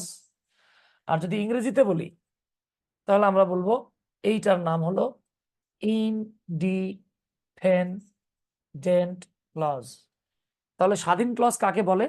আপনি বলবেন যে ক্লজ অন্য ক্লজের সাহায্য ছাড়া স্বাধীনভাবে অর্থ প্রকাশ করতে পারে তাকে স্বাধীন ক্লজ বলে। দেখেন, আমি যদি শুধু এতটুকু বলি সে আমাকে ফোন করলো, মনের ভাব প্রকাশ পায়, আকাঙ্ক্ষা থাকে না, তাই এটার নাম স্বাধীন ক্লজ। কেউ কেউ এটাকে প্রিন্সিপাল ক্লজ বা মেইন ক্লজ বলে। আমরা সেদিকে যাচ্ছি না, ওকে, আমরা সেদিকে যাচ্ছি না, আমরা জাস্ট সিম্পলি বলতেছি এটা হচ্ছে স্বাধীন ক্লজ। আমি বারবার স্বাধীন বলবো। স্বাধীন ক্লজের কাজ হচ্ছে সে স্বাধীনভাবে অর্থ প্রকাশ করতে পারে। কিন্তু আপনাকে যদি আমি এতটুকুই বলতাম যে যদি সে আমারে দাওয়াত দেয়, তাহলে একটা আকাঙ্ক্ষা থাকে, যদি দাওয়াত দেয় তাহলে কি করব? আমি ওর বাসায় গিয়ে খেয়ে আসবো, না ওর কানের নিচে কৈশে দুটো দেবো? কিচ্ছু বললাম না, শুধু বললাম যদি সে আমারে দাওয়াত দেয়। দেখেন, একটা আকাঙ্ক্ষা থাকতেছে। যদি দাওয়াত দেয় তাহলে কি করব? আমরা কি অ্যাকসেপ্ট করবো নাকি রিজেক্ট করব, নাকি ওর কানের নিচে কৈশে দিয়ে আসবো? কিচ্ছু বললাম না, শুধু যদি সে দাওয়াত দেয় বললাম। তার মানে এই ক্লজ দিয়ে মনের ভাব প্রকাশ পায় না। তাহলে এটারে আমরা যদি বাংলায় বলি বলতে পারবো যে স্যার এটা হচ্ছে অধীন ক্লজ। ইংরেজিতে বললে আমরা বলবো এটা হচ্ছে ডিপেন্ডেন্ট ক্লজ। কেউ কেউ এটাকে অধীন ক্লজ বা ডিপেন্ডেন্ট ক্লজ না বলে সাবঅর্ডিনেট ক্লজ বলে। তো আমরা এত কঠিন নাম ব্যবহার করব না, আমরা বলবো ইন্ডিপেন্ডেন্ট বা স্বাধীন, ডিপেন্ডেন্ট বা অধীন। এতটুকুর মধ্যে আপনাদের প্রশ্ন রয়েছে কিনা, থাকলে কমেন্ট করেন।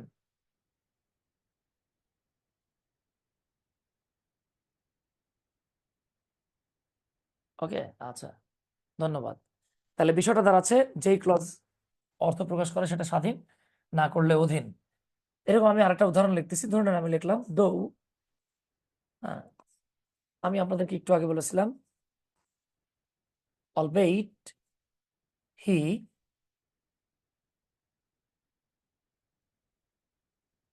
deemed cerebral। এখন ধরেন আপনি একটা অংশ পেলেন এরকম, এবার আপনাকে জিজ্ঞেস করলো যে বাবা এটার বাংলা কি? বাংলা বলতে অনেকের কষ্ট হয়ে যাবে, চিন্তা করবে স্যার এখানে তো হি ছাড়া বাকিগুলার মিনিং আমি জানি না। আমি কিন্তু বলেছিলাম মানে একটু আগে আপনাদেরকে দেখায় আসছি, ওকে, একটু আগে আমি আপনাদেরকে দেখায় আসছি, আপনারা ভুলে গেছেন কিনা মনে করাই দেই।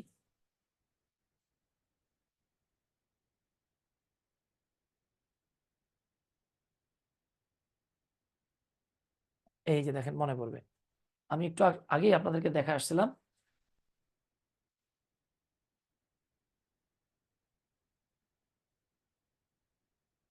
এই যে দেখেন, অ্যাজ, সিন্স, বিকজ, এগুলো হচ্ছে লিঙ্কিং ওয়ার্ড। এর মধ্যে কিন্তু অলবেট ছিল। অলবেটের বাংলা যদিও। সেরেব্রাল মানে হচ্ছে মেধাবী। আয়শা সিদ্দিকা সুমাইয়া, সেরেব্রাল মানে হচ্ছে মেধাবী। খেয়াল করেন, এখন অনেকের মাথায় প্রশ্ন আসতে পারে,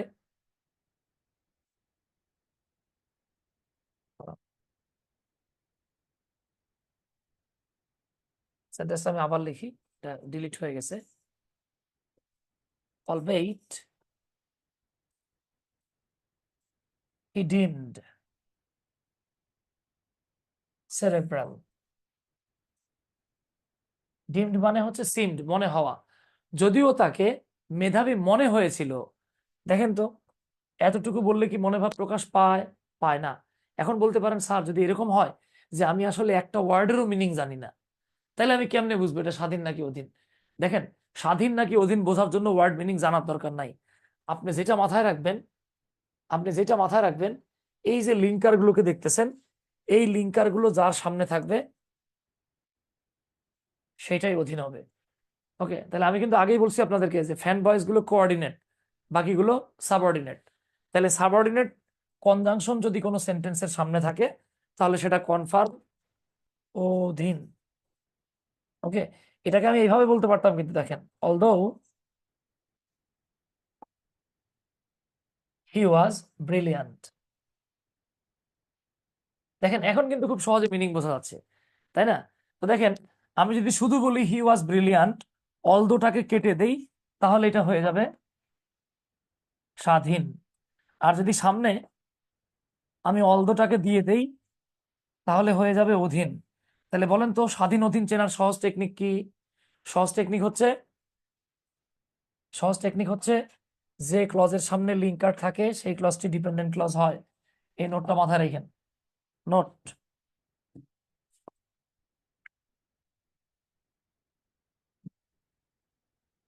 যে ক্লজের পূর্বে সাবঅর্ডিনেট কনজাংশন বা লিঙ্কার থাকে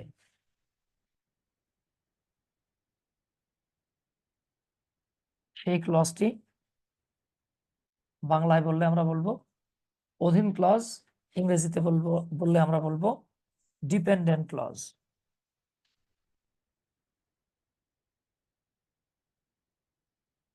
হয়, তাহলে আপনি মাথায় রাখবেন যেই ক্লজের সামনে লিঙ্কার থাকবে, লিঙ্কার থাকলে অধীন, লিঙ্কার তুলে দিলে স্বাধীন। তানজিলা মাসুদ বলতেছেন স্যার নামাজের ব্রেক দেন। হ্যাঁ, নামাজের ব্রেক দিব বাবা। হ্যাঁ, ওয়েট করেন, আমি নিজেও নামাজ পড়বো। হ্যাঁ, নামাজের ব্রেক দিব। তাহলে এখানে আমরা যেটা মাথায় রাখবো আর কি, যেমন ধরেন আমি আপনাকে বললাম ইফ ইউ কল্ড মি, তো এখানে একটু খেয়াল করেন, যদি তুমি আমাকে ডাকতে, এটা অধীন, কিন্তু লিঙ্কারটাকে তুলে দেন ইউ কল্ড মি, তুমি আমাকে ডেকেছিলে, স্বাধীন। তাহলে বিষয়টা দাঁড়াচ্ছে যে ক্লজের সামনে লিঙ্কার থাকবে অধীন, তুলে দিলে স্বাধীন। এই রিলেটেড কারো কোনো প্রশ্ন আছে কিনা? থাকলে দ্রুত প্রশ্ন করেন।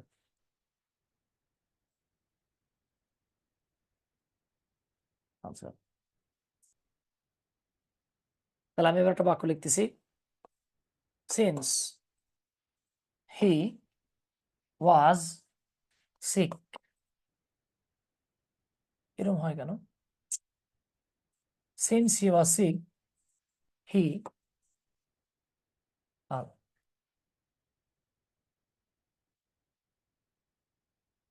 missed the missed the আরে ক্লাস। এখানে দুটো ক্লজ আছে, ওকে, আমি আন্ডারলাইন করে দেব। এই একটার নিচে আমি আন্ডারলাইন করতেছি কি রে, বিশাল ঝামেলা।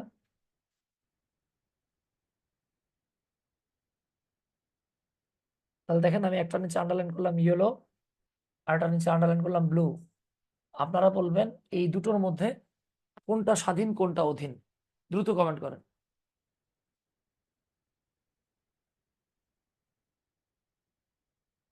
বলি কোনো সমস্যা নাই, আমি পুরোটার আপনাদেরকে পিডিএফ লেকচার শিট দিয়ে দেবো।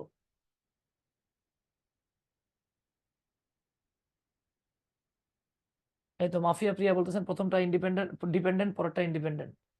নীল অধীন, লাল স্বাধীন। ওয়াও, সুন্দর করে লিখছেন, প্রথমটা অধীন, এই তো গুড, ধন্যবাদ। আচ্ছা, তাহলে দেখেন আমি যদি শুধু এতটুকু বলি, যেহেতু সে অসুস্থ ছিল, মনের ভাব প্রকাশ পায় না, ওকে, কিন্তু পরেরটা আমি যদি শুধু এতটুকুই বলতাম সে ক্লাসটা মিস করেছে, দেখেন মনের ভাব প্রকাশ পায়, তাহলে যে ক্লাস দিয়ে মনের ভাব প্রকাশ পায় ভাই, সেটা ডেফিনেটলি স্বাধীন।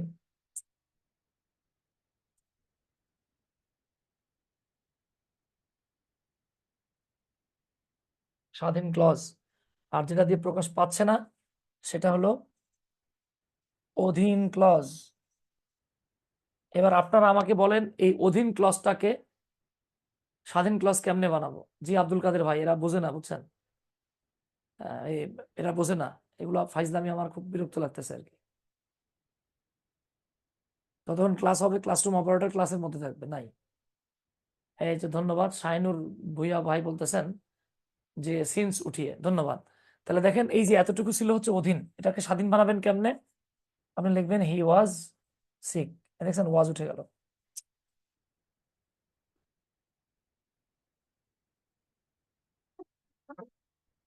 না না ভাই, ভাই বুঝলাম না কি এটা, কি হইতেছে ভাই?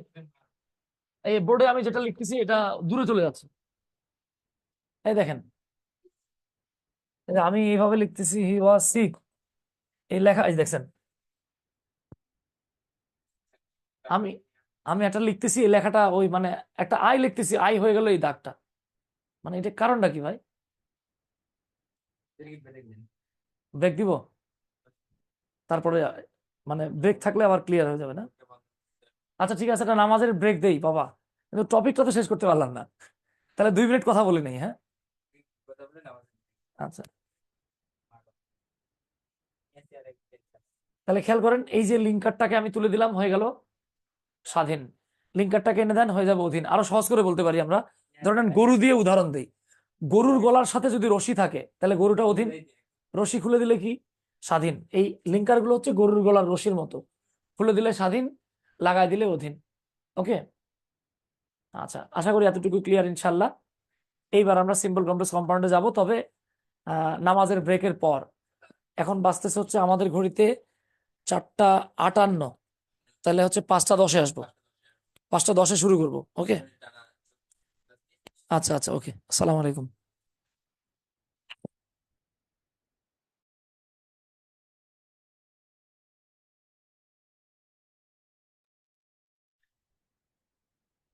ওকে, তো নামাজের পরে আমরা আমাদের ক্লাসে চলে আসলাম। এখন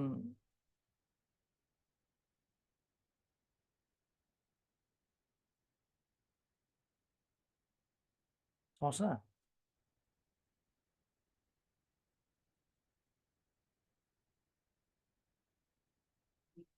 শুরু করেন, সমস্যা নেই। আচ্ছা ঠিক আছে, এখন আমরা আমাদের মূল আলোচনায় চলে আসছি। ওকে, তো একটু আগে আমরা বেসিক যে আলোচনাগুলো ওটা করে ফেলছি আমরা, এখন বাকি আলোচনা হবে।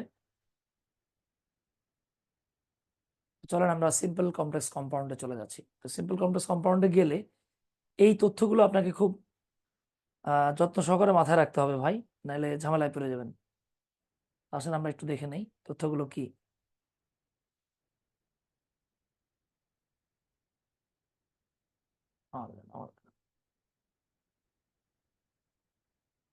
হঠাৎ করে রুমে গিয়ে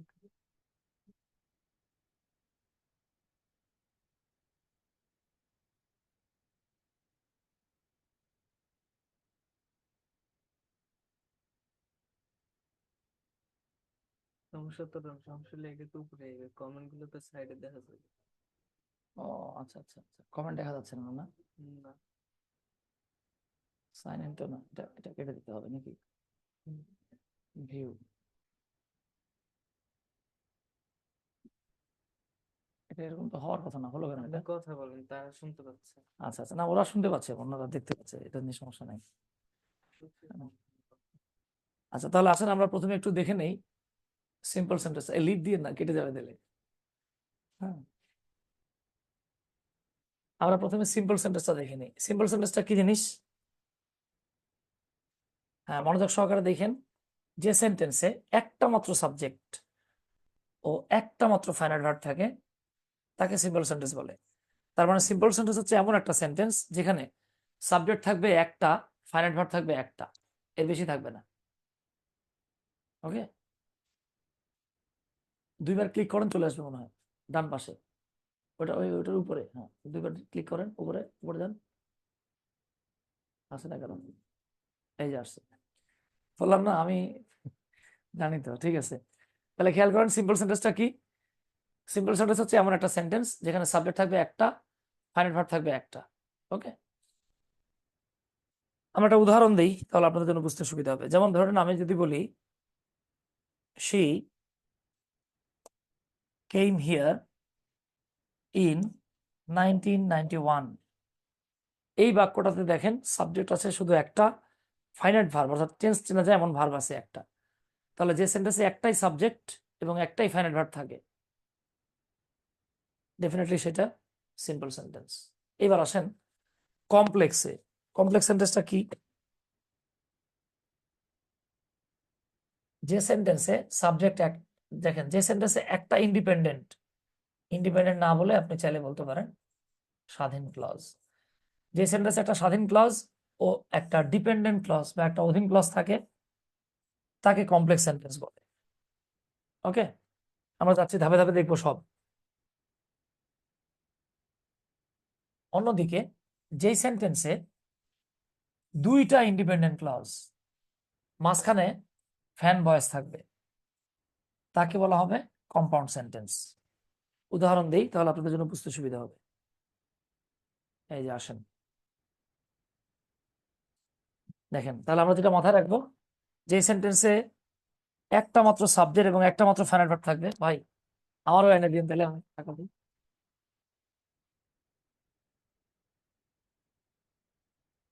আপনার জন্য একটা, আমার জন্য একটা। তাহলে খেয়াল করেন, যেই সেন্টেন্সের সাবজেক্ট থাকবে একটা, ফাইনাল ভার্ব থাকবে একটা, সেই সেন্টেন্সকে আপনি সিম্পল সেন্টেন্স বলবেন। ওকে, যেমন আপনি বলতে পারেন হি ডাইড ইন 1996, সে 1996 সালে মারা যায়। তাহলে দেখেন, এখানে সাবজেক্ট একটা, ফাইনাল ভার্ব একটা, তাই আপনি সেন্টেন্সটাকে সিম্পল সেন্টেন্স বলবেন। অন্যদিকে যেই সেন্টেন্সে একটা ইন্ডিপেন্ডেন্ট অথবা কি বাবা একটা স্বাধীন ক্লজ ও একটা ডিপেন্ডেন্ট বা একটা অধীন ক্লজ থাকবে, তাকে আপনি বলবেন কমপ্লেক্স সেন্টেন্স। যেমন আমি যদি এইভাবে বলতাম, when it was 1996, আপনারা জাস্ট এই আন্ডারলাইন করা অংশটা স্বাধীন না অধীন কমেন্ট করেন প্লিজ।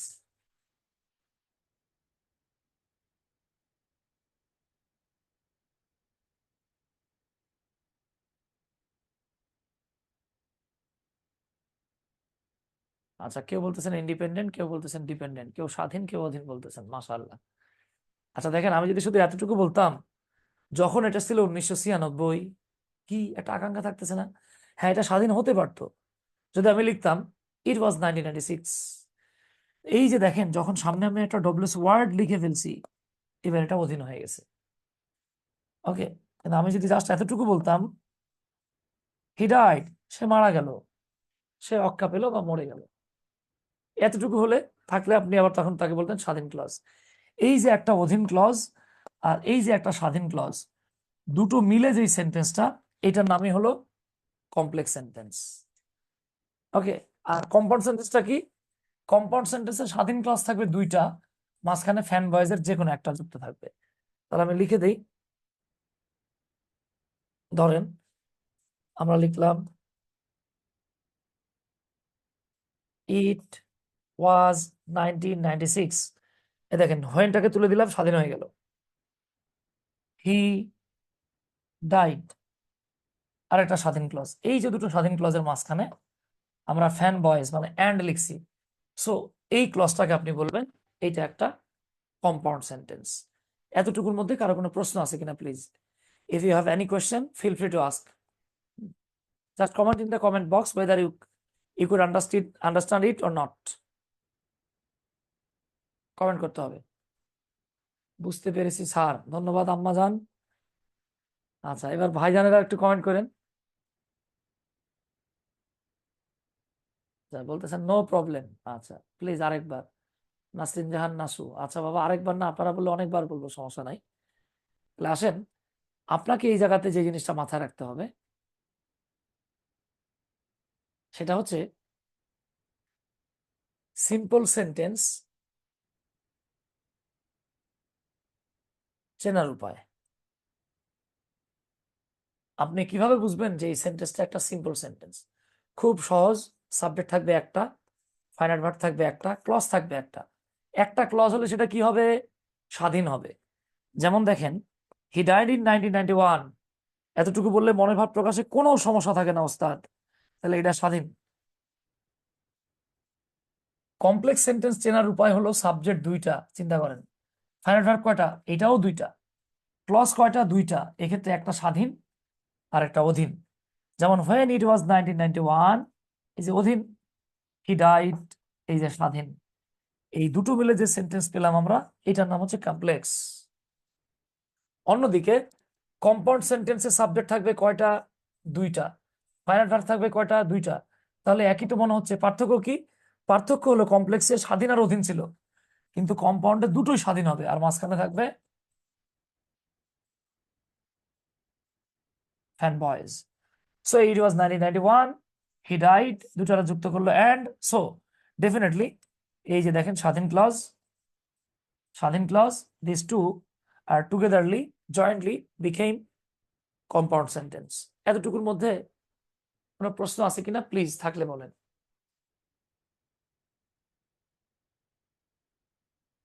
আচ্ছা ধন্যবাদ। মাশাআল্লাহ, যাক। এবার আমরা দেখব কিভাবে এই সিম্পল, কমপ্লেক্স এবং কম্পাউন্ডকে পরিবর্তন করতে হয়। ওকে, তো দেখেন, আমাদের অনেক ভাই বোনেরা সিম্পল, কমপ্লেক্স, কম্পাউন্ড করতে গেলে ঝামেলায় পড়ে কোন জায়গাটায় দেখেন। কমপ্লেক্স টু সিম্পল এবং সিম্পল টু কমপ্লেক্স করা খুব সহজ। কেন সহজ জানেন? কারণ এখানে সাবজেক্টের সংখ্যা এবং ফাইনাইট ভার্বের সংখ্যা সিমিলার থাকে। ক্লজও দুইটা দুইটা করে থাকে। পার্থক্য হচ্ছে এখানে একটা স্বাধীন, একটা অধীন। অধীনকে স্বাধীন আপনি ইজিলি বানাইতে পারেন, লিঙ্কার তুলে দিবেন। স্বাধীনকে অধীন বানাইতে পারেন, লিঙ্কার এনে দিবেন। Okay sir, do or die compound sentence না? জি, এটা একটা কম্পাউন্ড সেন্টেন্স। যাবো আমরা ধাপে ধাপে যাইতে দেন। ওকে, গিট্টুটা লাগে কোন জায়গায় বাবা? যদি আপনি যে কোনো একটা কমপ্লেক্স বা কম্পাউন্ড থেকে সিম্পলে আসেন, সমস্যাটা কোন জায়গায় হয়? সমস্যাটা হচ্ছে এই জায়গাতে। দেখেন, সাবজেক্ট ছিল দুইটা, আপনার বানাইতে হবে একটা। ফাইনাইট ভার্ব ছিল দুইটা, আপনার বানাতে হবে কয়টা? একটা। এখানে স্বাধীন ক্লজ আর অধীন ক্লজ, ক্লজ ছিল দুইটা। আপনাকে যে কাজটা করতে হবে, স্বাধীন ক্লজটাকে ঠিকই রাখবেন, এই অধীন ক্লজটাকে ফ্রেজ বানায় ফেলতে হবে। এখন প্রশ্ন করতে পারেন যে দাদা ফ্রেজ কি? খুব সহজ জিনিস। আমরা বলেছিলাম ক্লজ হচ্ছে একগুচ্ছ ওয়ার্ড যেখানে সাবজেক্ট আর ফাইনাইট ভার্ব থাকে, আর ফ্রেজ হচ্ছে এমন একগুচ্ছ ওয়ার্ড যেখানে শুধু সাবজেক্ট অথবা শুধু ফাইনাইট ভার্ব থাকবে, দুটো একসাথে থাকবে না। তাহলে আমরা কমপ্লেক্স বা কম্পাউন্ডকে যখন সিম্পল বানাবো, তখন স্বাধীন ক্লজটা ঠিকই থাকবে, অধীন ক্লজটাকে আমরা ফ্রেজ বানায় দেব। ওকে, তাহলে আসেন আমরা এবার ধাপে ধাপে সিম্পল, কমপ্লেক্স, কম্পাউন্ড চেঞ্জ করা দেখব। তার আগে আপনাদের সাথে কিছু তথ্য শেয়ার করার প্রয়োজন আছে। আসেন সেটা করে নিচ্ছি।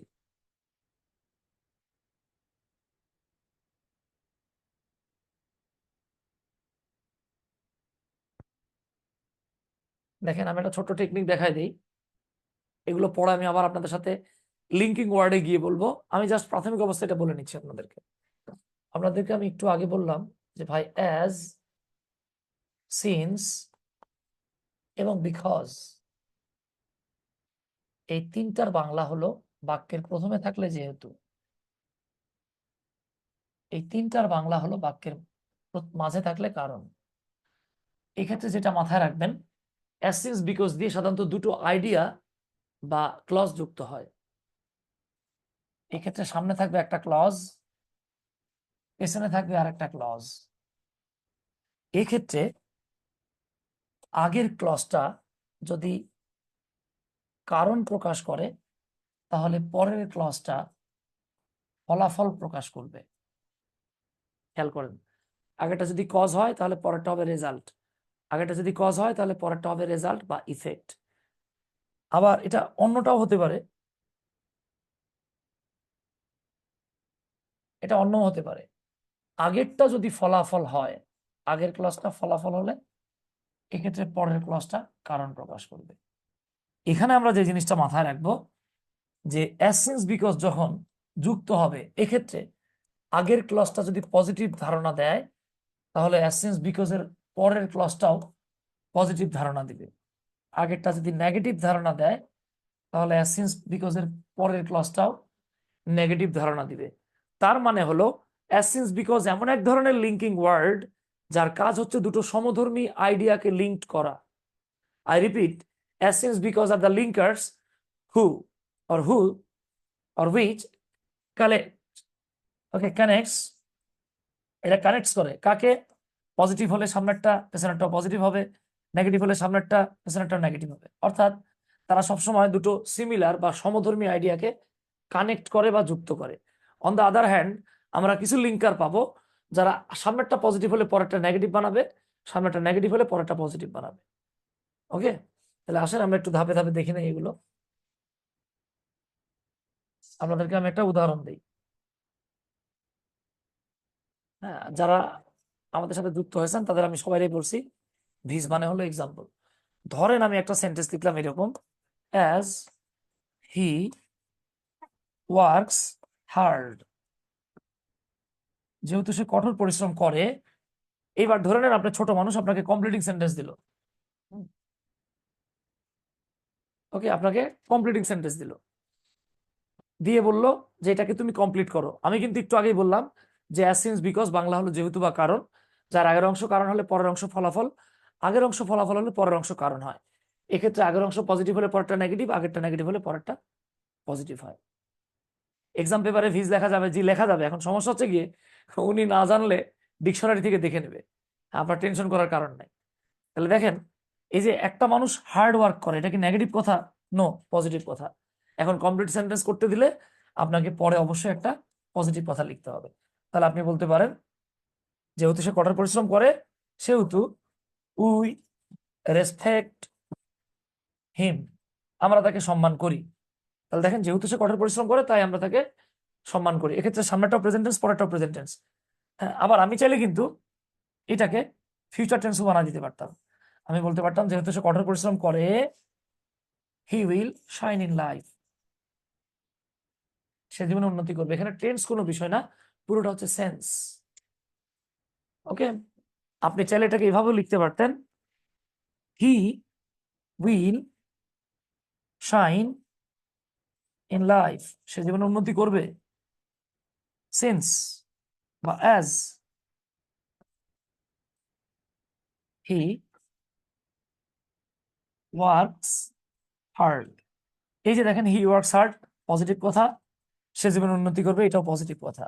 আর এখানে কিন্তু বিকজ মানে হলো কারণ, আর এখানে সরি অ্যাজ মানে কারণ, আর এখানে অ্যাজ মানে হলো যেহেতু। এখানে পার্থক্যটা হচ্ছে লিঙ্কারটা বাক্যের প্রথমে থাকলে এই যে দেখেন আপনাকে একটা কমা দিতে হবে, এই কমাটা দিবেন প্রথম ক্লজের পরে। আর যদি লিঙ্কারটা মাঝে থাকে জাস্ট কোনো কমা দিতে হবে না, শেষে গিয়ে একটা ফুল স্টপ দিবেন। এতটুকুর মধ্যে প্রশ্ন আছে কিনা বলেন প্লিজ। আচ্ছা, একটা স্ক্রিনশট দিয়ে নেন।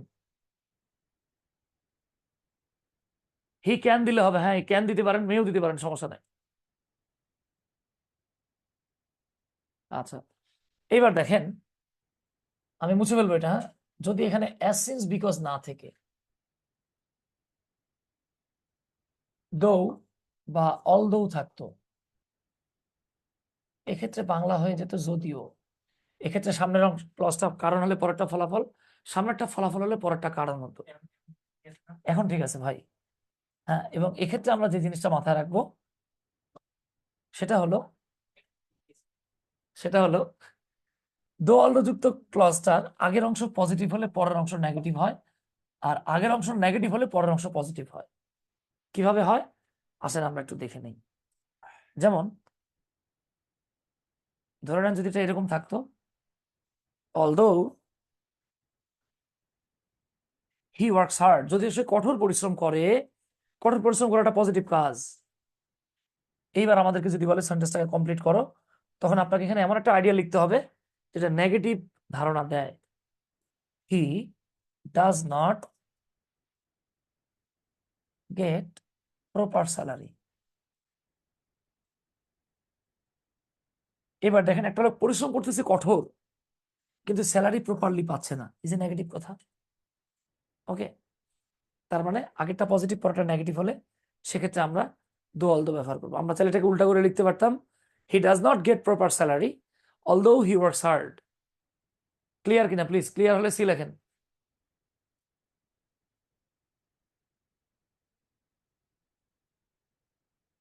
আচ্ছা, ধন্যবাদ। তাহলে আসেন আপনাদের সাথে আরেকটু তথ্য শেয়ার করি। আমরা সবাই প্রোনাউন পড়ে আসছি 5 রকমের: subjective pronoun, objective pronoun, possessive case, কেউ কেউ এটাকে বলে, হ্যাঁ পজেসিভ কেসকে পিসি বলতে পারেন, অথবা এটাকে পজেসিভ অ্যাডজেক্টিভও বলতে পারেন। এরপরে আবার আছে রিফ্লেক্সিভ, এরপরে আছে ডাবল পজেসিভ। আমি একটা উদাহরণ দিই। যেমন দেখেন, আই হলো সাবজেক্টিভ, মি হলো অবজেক্টিভ, মাই হলো পজেসিভ, মাইসেলফ রিফ্লেক্সিভ, আর ডাবল পজেসিভ হচ্ছে মাইন। এভাবে আপনি হি দিয়ে বলতে পারেন, he, him, his, himself, his, she, her, herself, hers. এগুলো আই হোপ আপনারা পারেন ইনশাল্লাহ। হ্যাঁ, এই জায়গাগুলোতে সমস্যার কথা না। এখন দেখেন, আমি আপনাদেরকে বলে আসছি যে সিম্পল সেন্টেন্সে সাবজেক্ট থাকে কয়টা? দুইটা। কিন্তু কমপ্লেক্স অ্যান্ড কম্পাউন্ডে, সরি, সিম্পল সেন্টেন্সে সাবজেক্ট থাকে একটা,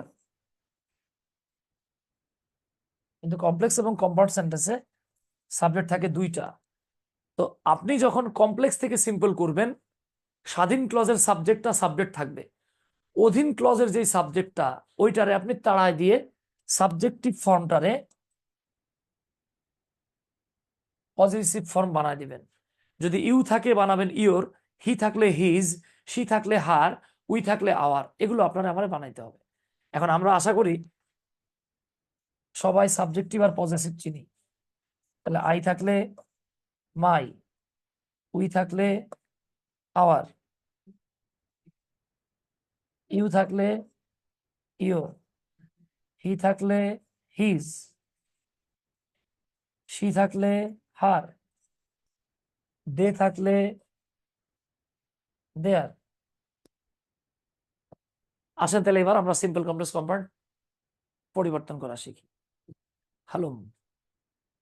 আচ্ছা, তার আগে আপনারা আমাকে একটু বলবেন, এই যে দেখেন এইটা 40তম বিসিএস এ আসছে। We must not be late, we must not be late, we will miss the train। এই যে দেখেন তো ভাই, এটা কোন ধরনের সেন্টেন্স একটু কমেন্ট করেন। এই তো কম্পাউন্ড। কেন? কজ এলস শব্দটাতে ই আছে, ই, আর আমরা জানি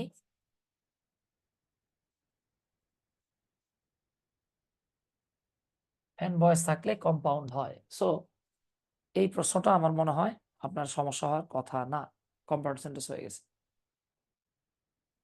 আচ্ছা, কমপ্লেক্স বলা যাবে না এটা। এইবার আসেন আমরা দেখব কিভাবে simple sentence, complex sentence, compound sentence এদের পরিবর্তন করা যায়। মনোযোগ সহকারে দেখবেন, খেয়াল করেন। যদি এরকম থাকে অ্যাজ সিন্স বিকজ যুক্ত ক্লজ, তাহলে আমরা জানি অ্যাজ সিন্স বিকজ যুক্ত ক্লজটা কি হয়? অধীন ক্লজ হয়। এরপরে থাকবে একটা স্বাধীন ক্লজ। আপনাকে যে কাজটা করতে হবে, কম্পাউন্ড করলে, হ্যাঁ, আপনাকে যেটা করতে হবে, আপনি যখন কম্পাউন্ড সেন্টেন্স বানাবেন আপনার তখন স্বাধীন ক্লজ থাকবে দুইটা। তার মানে অ্যাজ সিন্স বিকজ তুলে দিবেন, এই যে স্বাধীন ক্লজ হয়ে যাবে। এরপরে স্বাধীন ক্লজ দিকে মাঝখানে একটা অ্যান্ড লিখে দিবেন। আর আপনি যখন সিম্পল করবেন তখন এখানে স্বাধীন ক্লজ একটাই লাগে আমাদের, এই যে যেটা দেয়া আছে, আমরা এটা এখানে নিয়ে আসবো। তবে এইখানে একটু গুরুত্বপূর্ণ জায়গা আছে যেটা আপনাদের মনোযোগ সহকারে দেখতে হবে। সেটা হলো অ্যাজ সিন্স বিকজ যুক্ত যে কোনো কমপ্লেক্স সেন্টেন্সকে সিম্পল বানাতে গেলে আপনাকে প্রথমেই লিখতে হবে বিকজ অফ। ওকে, কেউ কেউ এখানে বিকজ অফ না লিখে ফর লেখে, যেটার বাংলা হলো কারণে। এরপরে আপনাকে পিসি মানে পজেসিভ কেস লিখতে হবে। এখানে একটা মারাত্মক বিষয় বলি, আমাদের বাংলাদেশি যতগুলো বই আছে, হ্যাঁ, স্পেশালি এই কাজটা বেশিরভাগ করছে আমার জানা মতে চৌধুরী অ্যান্ড হোসাইন। তারা ঢালাও ভাবে সব জায়গায় পজেসিভ কেস লিখতে বলছে। এই কাজ করা যাবে না। দেখেন, এই কাজ অর্থাৎ সব জায়গাতে পজেসিভ লেখা যায় না। পজেসিভ লেখার একটা ঘটনা আছে। আপনি দেখবেন কমপ্লেক্স সেন্টেন্সে দুটো ক্লজ থাকবে, কিন্তু দেখেন, হি worked hard, he got the prize. দেখেন তো, এই যে কম্পাউন্ড সেন্টেন্সে দুইটা সাবজেক্ট আছে, দুইটা সাবজেক্ট এক নাকি আলাদা? একটু কমেন্ট করেন তো, দুইটা সাবজেক্ট একই ব্যক্তি নাকি আলাদা? সেম সেম সেম, এক। যদি এক হয় তাহলে পজেসিভ লেখা যাবে না। এই যে দেখেন, আমি লিখে হালকা করে কেটে দিছি, লেখা যাবে না। তবে দুর্ভাগ্যের বিষয় হচ্ছে বাংলাদেশের অলমোস্ট কম করে হলে 99% বই সব জায়গাতে পজেসিভ দেওয়া শিখাইছে। যদি সব জায়গায় পজেসিভ দেন, এটার নাম হচ্ছে রিডান্ডান্সি। আর যদি সব জায়গায় না দেন তাহলে হবে ড্যাংলিং মডিফায়ার। ওকে, ওগুলো আমাদের আজকে আলোচনা করার সময় সুযোগ নাই।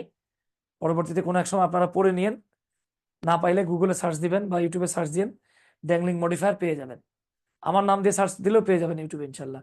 আচ্ছা, যেটা বলতেছিলাম বাবা, আমরা যখন সিম্পল করব তখন প্রথমে আমরা বিকজ অফ লিখবো, এরপরে পজেসিভ কেস লিখবো। তারপরে অধীন ক্লজের যে ভার্ব থাকবে তার সাথে আইএনজি যোগ করবেন। আর যদি ভার্ব না থেকে এরপরে অ্যাডজেক্টিভ থাকে আর কি, ধরেন ভার্ব আছে শেষে অ্যাডজেক্টিভও আছে, চাইলে অ্যাডজেক্টিভটা নাউন বানাতে পারবেন, এরপর স্বাধীন ক্লজ লিখবেন। আমি একটা উদাহরণ দিই, দেখেন।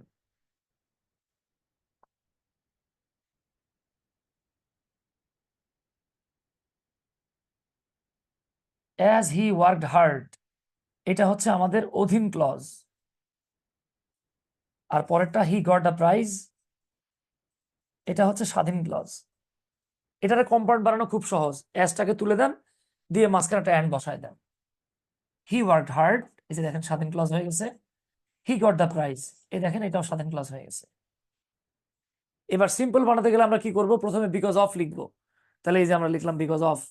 এরপরে যেহেতু দুটো ক্লজের সাবজেক্ট সেম, তাই এখানে হিজ না লিখলেও চলে, তবে বাংলাদেশি বইগুলো সবসময় হিজ লিখছে, তাই আমি লিখে কেটে দিছি। আপনি লিখতেও পারেন, নাও লিখতে পারেন, বাট লিখলে এটার নাম হয় রিডান্ডান্সি, বাহুল্য দোষ। তারপর আমরা ভার্বের সাথে আইএনজি যোগ করব। এখন প্রশ্ন করতে পারেন, ভাই আমি কি গেটের সাথে আইএনজি যোগ করব নাকি ওয়ার্ডের সাথে আইএনজি যোগ করব? দেখেন, যেটা স্বাধীন ক্লজ এটার গায়ে হাত দেওয়া যাবে না, অধীন ক্লজের ভার্বের সাথে আইএনজি যোগ করবেন। তাহলে কি হলো, বিকজ অফ ওয়ার্কিং হার্ড, আগে ছিল যেহেতু সে কঠোর পরিশ্রম করে, এখন হলো কঠোর পরিশ্রম করার কারণে। এবার বাকি স্বাধীন ক্লজটা লিখে দাও, হি গট দ্য প্রাইজ। বোঝা গেছে কিনা প্লিজ? বোঝা গেলে ওকে লেখেন, না বোঝা গেলে এনসি লেখেন, মানে নট ক্লিয়ার। আর যারা বুঝতে পেরেছেন তাদের জন্য আমি এখন একটা উদাহরণ দিব, আপনারা এটাকে চেঞ্জ করে দিবেন। ওকে, তাহলে আমি এখন আপনাদেরকে একটা কমপ্লেক্স দিব, আপনারা এটাকে সিম্পল আর কম্পাউন্ড বানাই দিবেন। হার্ট কি পাল্টাবে না? হার্ট পাল্টাবে না তো। আচ্ছা, আমি কালারটা ডিপ করে দেই। ধরে নেন আমি লিখলাম সিন্স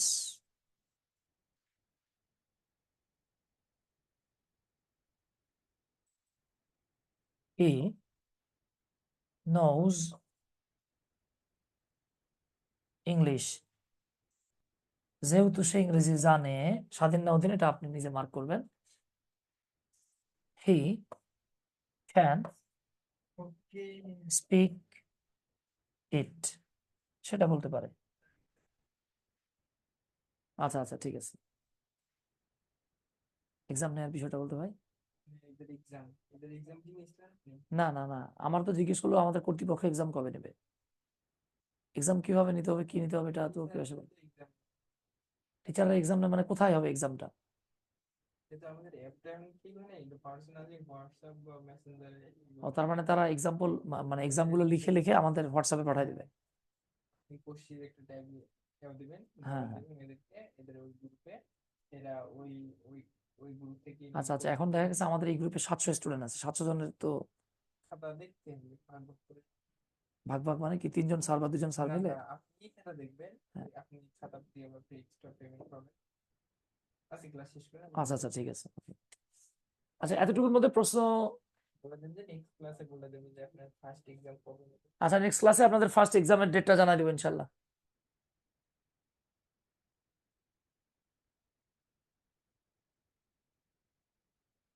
এই তো মাশাআল্লাহ, অনেকে খুব চমৎকার লিখছেন। তাহলে আমরা কি লিখবো? আমাদের কাজ হচ্ছে প্রথমে বিকজ অফ লেখা, তাই না? তাহলে আমরা আসেন বিকজ অফ লিখি। আমরা প্রথমে লিখবো বিকজ অফ। এবার স্বাধীন ক্লজ আমরা লিখবো না, পজেসিভ। দেখেন তো, এই হি এবং এই হি যেহেতু এক, সো এখানে হিজ লেখার দরকার নাই, কিন্তু বইগুলো নিয়মিত লিখছে তাই আমি লিখে কেটে দিলাম। এবার আমাদের ভার্বের সাথে আইএনজি যোগ করতে হবে। ভার্ব কোনটা? নোজের সাথে আইএনজি যোগ করবেন নাকি স্পিকের সাথে আইএনজি যোগ করবেন? যেহেতু নিচের ক্লজটা স্বাধীন, স্বাধীনের সাথে আইএনজি যোগ করা যাবে না, অধীন ক্লজের ভার্বের সাথে আমরা আইএনজি যোগ করব। তাহলে লিখবো knowing English he can speak ইট।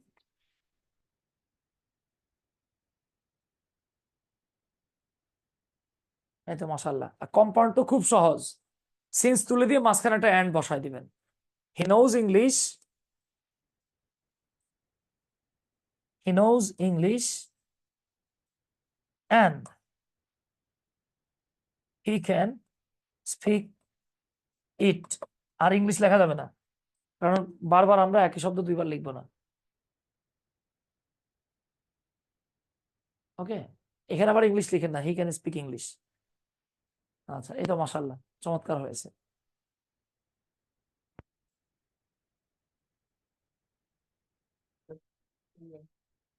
নাহিদ আল মাহমুদ মনে হয় কথা বলতে চাচ্ছিলেন। জি নাহিদ ভাই বলেন। আসসালামু আলাইকুম স্যার। ওয়ালাইকুম আসসালাম।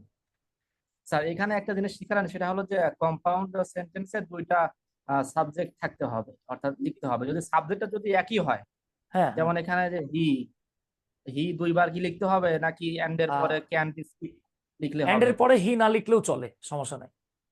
আচ্ছা আচ্ছা, ঠিক আছে এন্ডের পরে হি স্যার। না আর একটা লেখাটাই বিষয় বেটার, স্যার, বাক্যের মান বাড়ে। জি জি স্যার, সেটা বুঝতে পারছি। স্যার আর একটা বিষয়, সেটা হলো কি স্যার, একটু সাবজেক্ট ভার্ব এগ্রিমেন্টের একটা কোশ্চেন আছে স্যার। ওই যে হ্যাঁ, দোষ স্বীকারের ক্ষেত্রে স্যার প্রথমে ফার্স্ট পারসন, তারপরে সেকেন্ড পারসন আর থার্ড পারসন, বিষয়টা নাকি হচ্ছে 1 3 2 কোনটা লিখতে হবে স্যার? দোষ হলে হয় 1 2 3, আর গুণ হলে হয় 2 3 1। আচ্ছা আচ্ছা স্যার। স্যার পিসি দাসের বইতে দেখলাম স্যার, ওরা স্যার দোষের ক্ষেত্রে 1 3 2 দিছে স্যার। 1 3 পিসি ভুল দাসের ভুল বই। ভুল, টাইপিং মিস্টেক আছে। হ্যাঁ, ঠিক আছে স্যার, থ্যাংক ইউ স্যার। আসসালামু আলাইকুম। ওয়ালাইকুম আসসালাম। শেয়ার করেন আমার সাথে। অনেক গরম। কার কোনো প্রশ্ন আছে বাবা? স্যার এই জায়গায় রিডান্ডেন্সি আছে, আজ জানলাম। মঞ্জু ভাই, হ্যাঁ খেয়াল করেন, আপনি যদি হিজ বলতেন তাহলে বাংলা অর্থটা কেমন হইতো? আমি আসলে সময় সুযোগ তো ওইভাবে পাই না। হাপ মিয়া, রাহাত, বড় ভাইদের সাথে কথা বলতে হয় না। তাহলে দেখেন, খেয়াল করেন, খেয়াল করেন, এখানে বাংলাটা হচ্ছে কি, যেহেতু সে ইংরেজি জানে, সেহেতু, সেহেতুটা এখানে উজ্জ্ব আছে, সে ইংরেজিতে কথা বলতে পারে। এখন আপনি যদি বলেন তার ইংরেজি জানার কারণে সে ইংরেজি বলতে পারে, আরে ভাই ইংরেজি জানে কে? সে। ইংরেজি বলবে কে? সে। দুটো তো একই ব্যক্তি। তাহলে এখানে আপনারা তার বলার দরকার নাই। এরপরেও যদি বলেন তাহলে এটা হচ্ছে গিয়ে, স্যার কম্পাউন্ডে ফরের অর্থ কি হয়? কম্পাউন্ডে ফরের অর্থ কি হয় বুঝলাম না, বুঝলাম না, আরেকবার একটু কমেন্ট করেন তো প্লিজ। আমার প্রশ্নই আমি বুঝি নাই বাবা। আচ্ছা, হুম, হ্যাঁ, ওকে। তো এই দুটো, কি ভাই, আর 15 মিনিট বাকি আছে। আচ্ছা, এটা একটা স্ক্রিনশট নিয়ে নেন, এটা একটা স্ক্রিনশট নিয়ে নেন।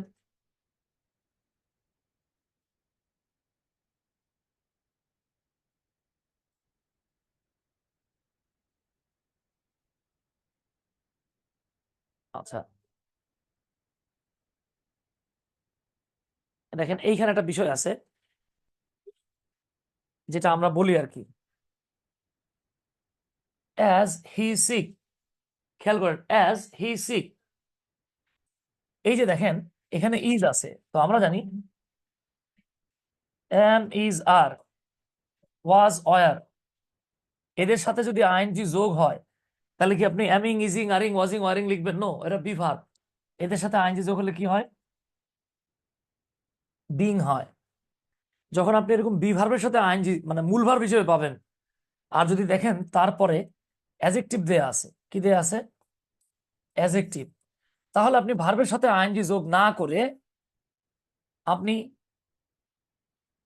অ্যাজেক্টিভটাকে নাউন বানায় দিতে পারেন। যেমন অ্যাজ হি ইজ সিক, যেহেতু সে অসুস্থ, he has miss the class, সে ক্লাসটা মিস করছে।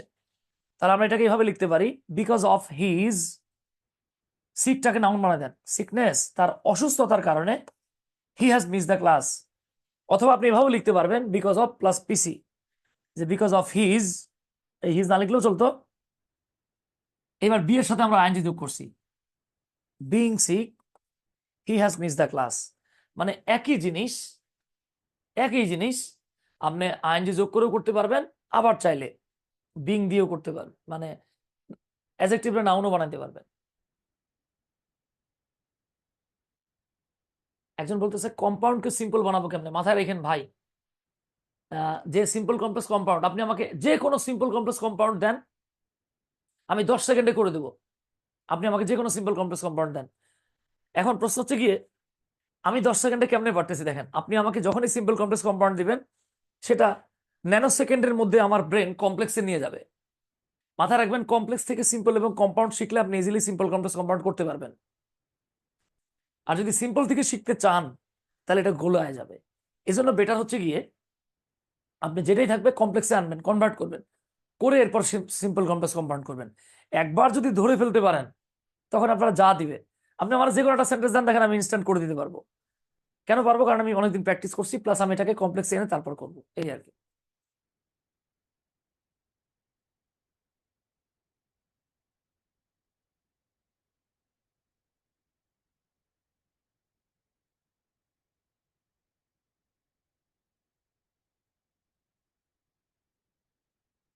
ওকে, এবার আপনাদেরকে আমি একটা দেই, আপনারা সলভ করে দেন। তারপরে ওই যে একজন জিজ্ঞেস করতেছে ফন নাকি। আচ্ছা, আমি একটা সেন্টেন্স দিই আপনাদেরকে, দাঁড়ান, তাহলে আপনার জন্য সুবিধা হবে। আমি এক কাজ করি, আমি আচ্ছা রুলটা থাকে এই অবস্থায় দিই আমি আপনাদেরকে।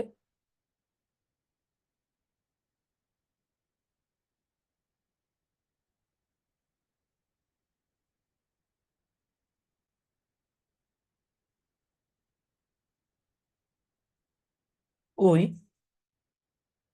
রিভিয়ার হিম, আমরা তাকে সম্মান করি, সিন্স রিভিয়ার্ড দিলাম, হ্যাঁ ওই rewarded him since he was honest. এটাকে সিম্পল বানায় দেন, দুটো ওয়েতে বানাবেন।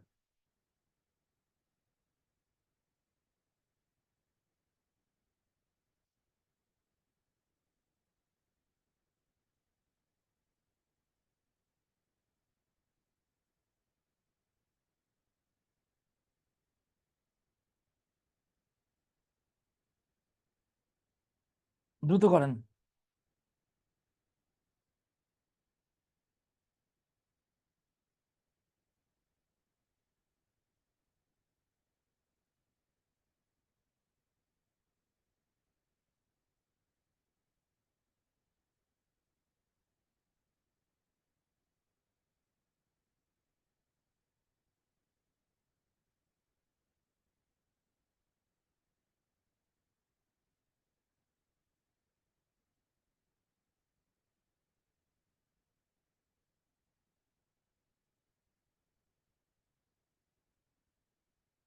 মাহমুদুল হাসান ভাই ভুল করছেন।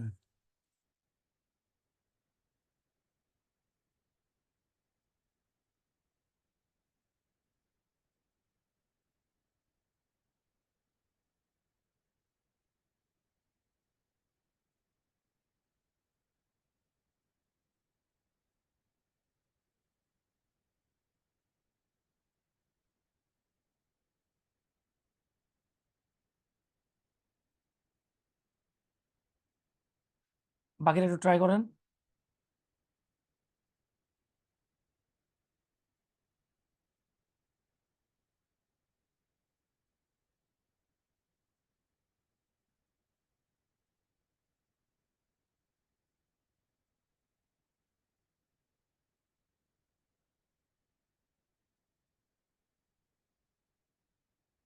এই তো মাশাআল্লাহ, তাহলে দেখেন আমি সিম্পলটা এই পাশে বানায় দিই। এবার অধীনটা কিন্তু আমি পেছনে লিখছি, স্বাধীনটা সামনে আছে। তাহলে আমরা লিখবো, এই দেখেন এখানে কিন্তু অ্যাডজেক্টিভ আছে, দুই ভাবে করা যায়। Because of, oh my god, because of being, because of, এই দেখেন এখানে উইও আছে হিও আছে, দুটো আলাদা। এইবার আপনাকে কিন্তু অবশ্যই হিজ লিখতে হবে। Because of his being honest, তার সৎ হওয়ার কারণে, উই রিভিয়ার্ড হিম, আমরা তাকে সম্মান করতাম। আবার চাইলে আপনি এটা এইভাবেও বলতে পারবেন,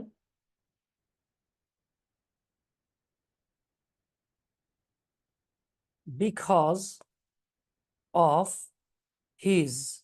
এবার দেখেন আপনি যদি চান যে ভাই আমি ওয়াজের সাথে আইনযোগ করবো না, তাহলে আপনি জাস্ট অনেস্টটাকে নাউন বানায় দেন। বিকজ অফ হিজ অনেস্টি, তার সততার কারণে, উই রিভিয়ার্ড হিম। আচ্ছা, একটা কোশ্চেন বারবার করছে, হ্যাঁ, তাকে প্রশ্নের উত্তর দিচ্ছি আমি। আহ, বিকজ অফ বিং অনেস্ট, এটা হয়েছে কিনা? হ্যাঁ, এটা হয়েছে। আমি তো করে দিলাম বাবা। আরে বাবা, মাশাআল্লাহ, গুড। এই কে জানি ফর নিয়ে একটা কোশ্চেন লিখছিলেন, আরেকবার কোশ্চেনটা করেন তো প্লিজ।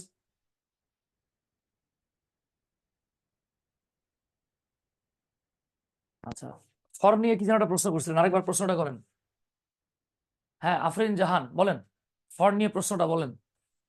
আচ্ছা, আফরিন জাহান মুখেই বলেন, হ্যাঁ মুখে জিজ্ঞেস করি, বলেন আফরিন। আফরিন তাড়াতাড়ি বলেন, আমার ক্লাস থেকে আবার বের হয়ে যেতে হবে। স্যার ফর নাকি কম্পাউন্ড সেন্টেন্সে বসে, তো ফর Yes. দিয়ে আমি কখনো বাক্য দেখি নাই, এই জন্য স্যার একটা এক্সাম্পল চাইছি আচ্ছা একটা ধরেন, কম্পাউন্ড ফর দিয়ে। হ্যাঁ হ্যাঁ, শিওর শিওর। ধরে নেন আমি বললাম আফরিন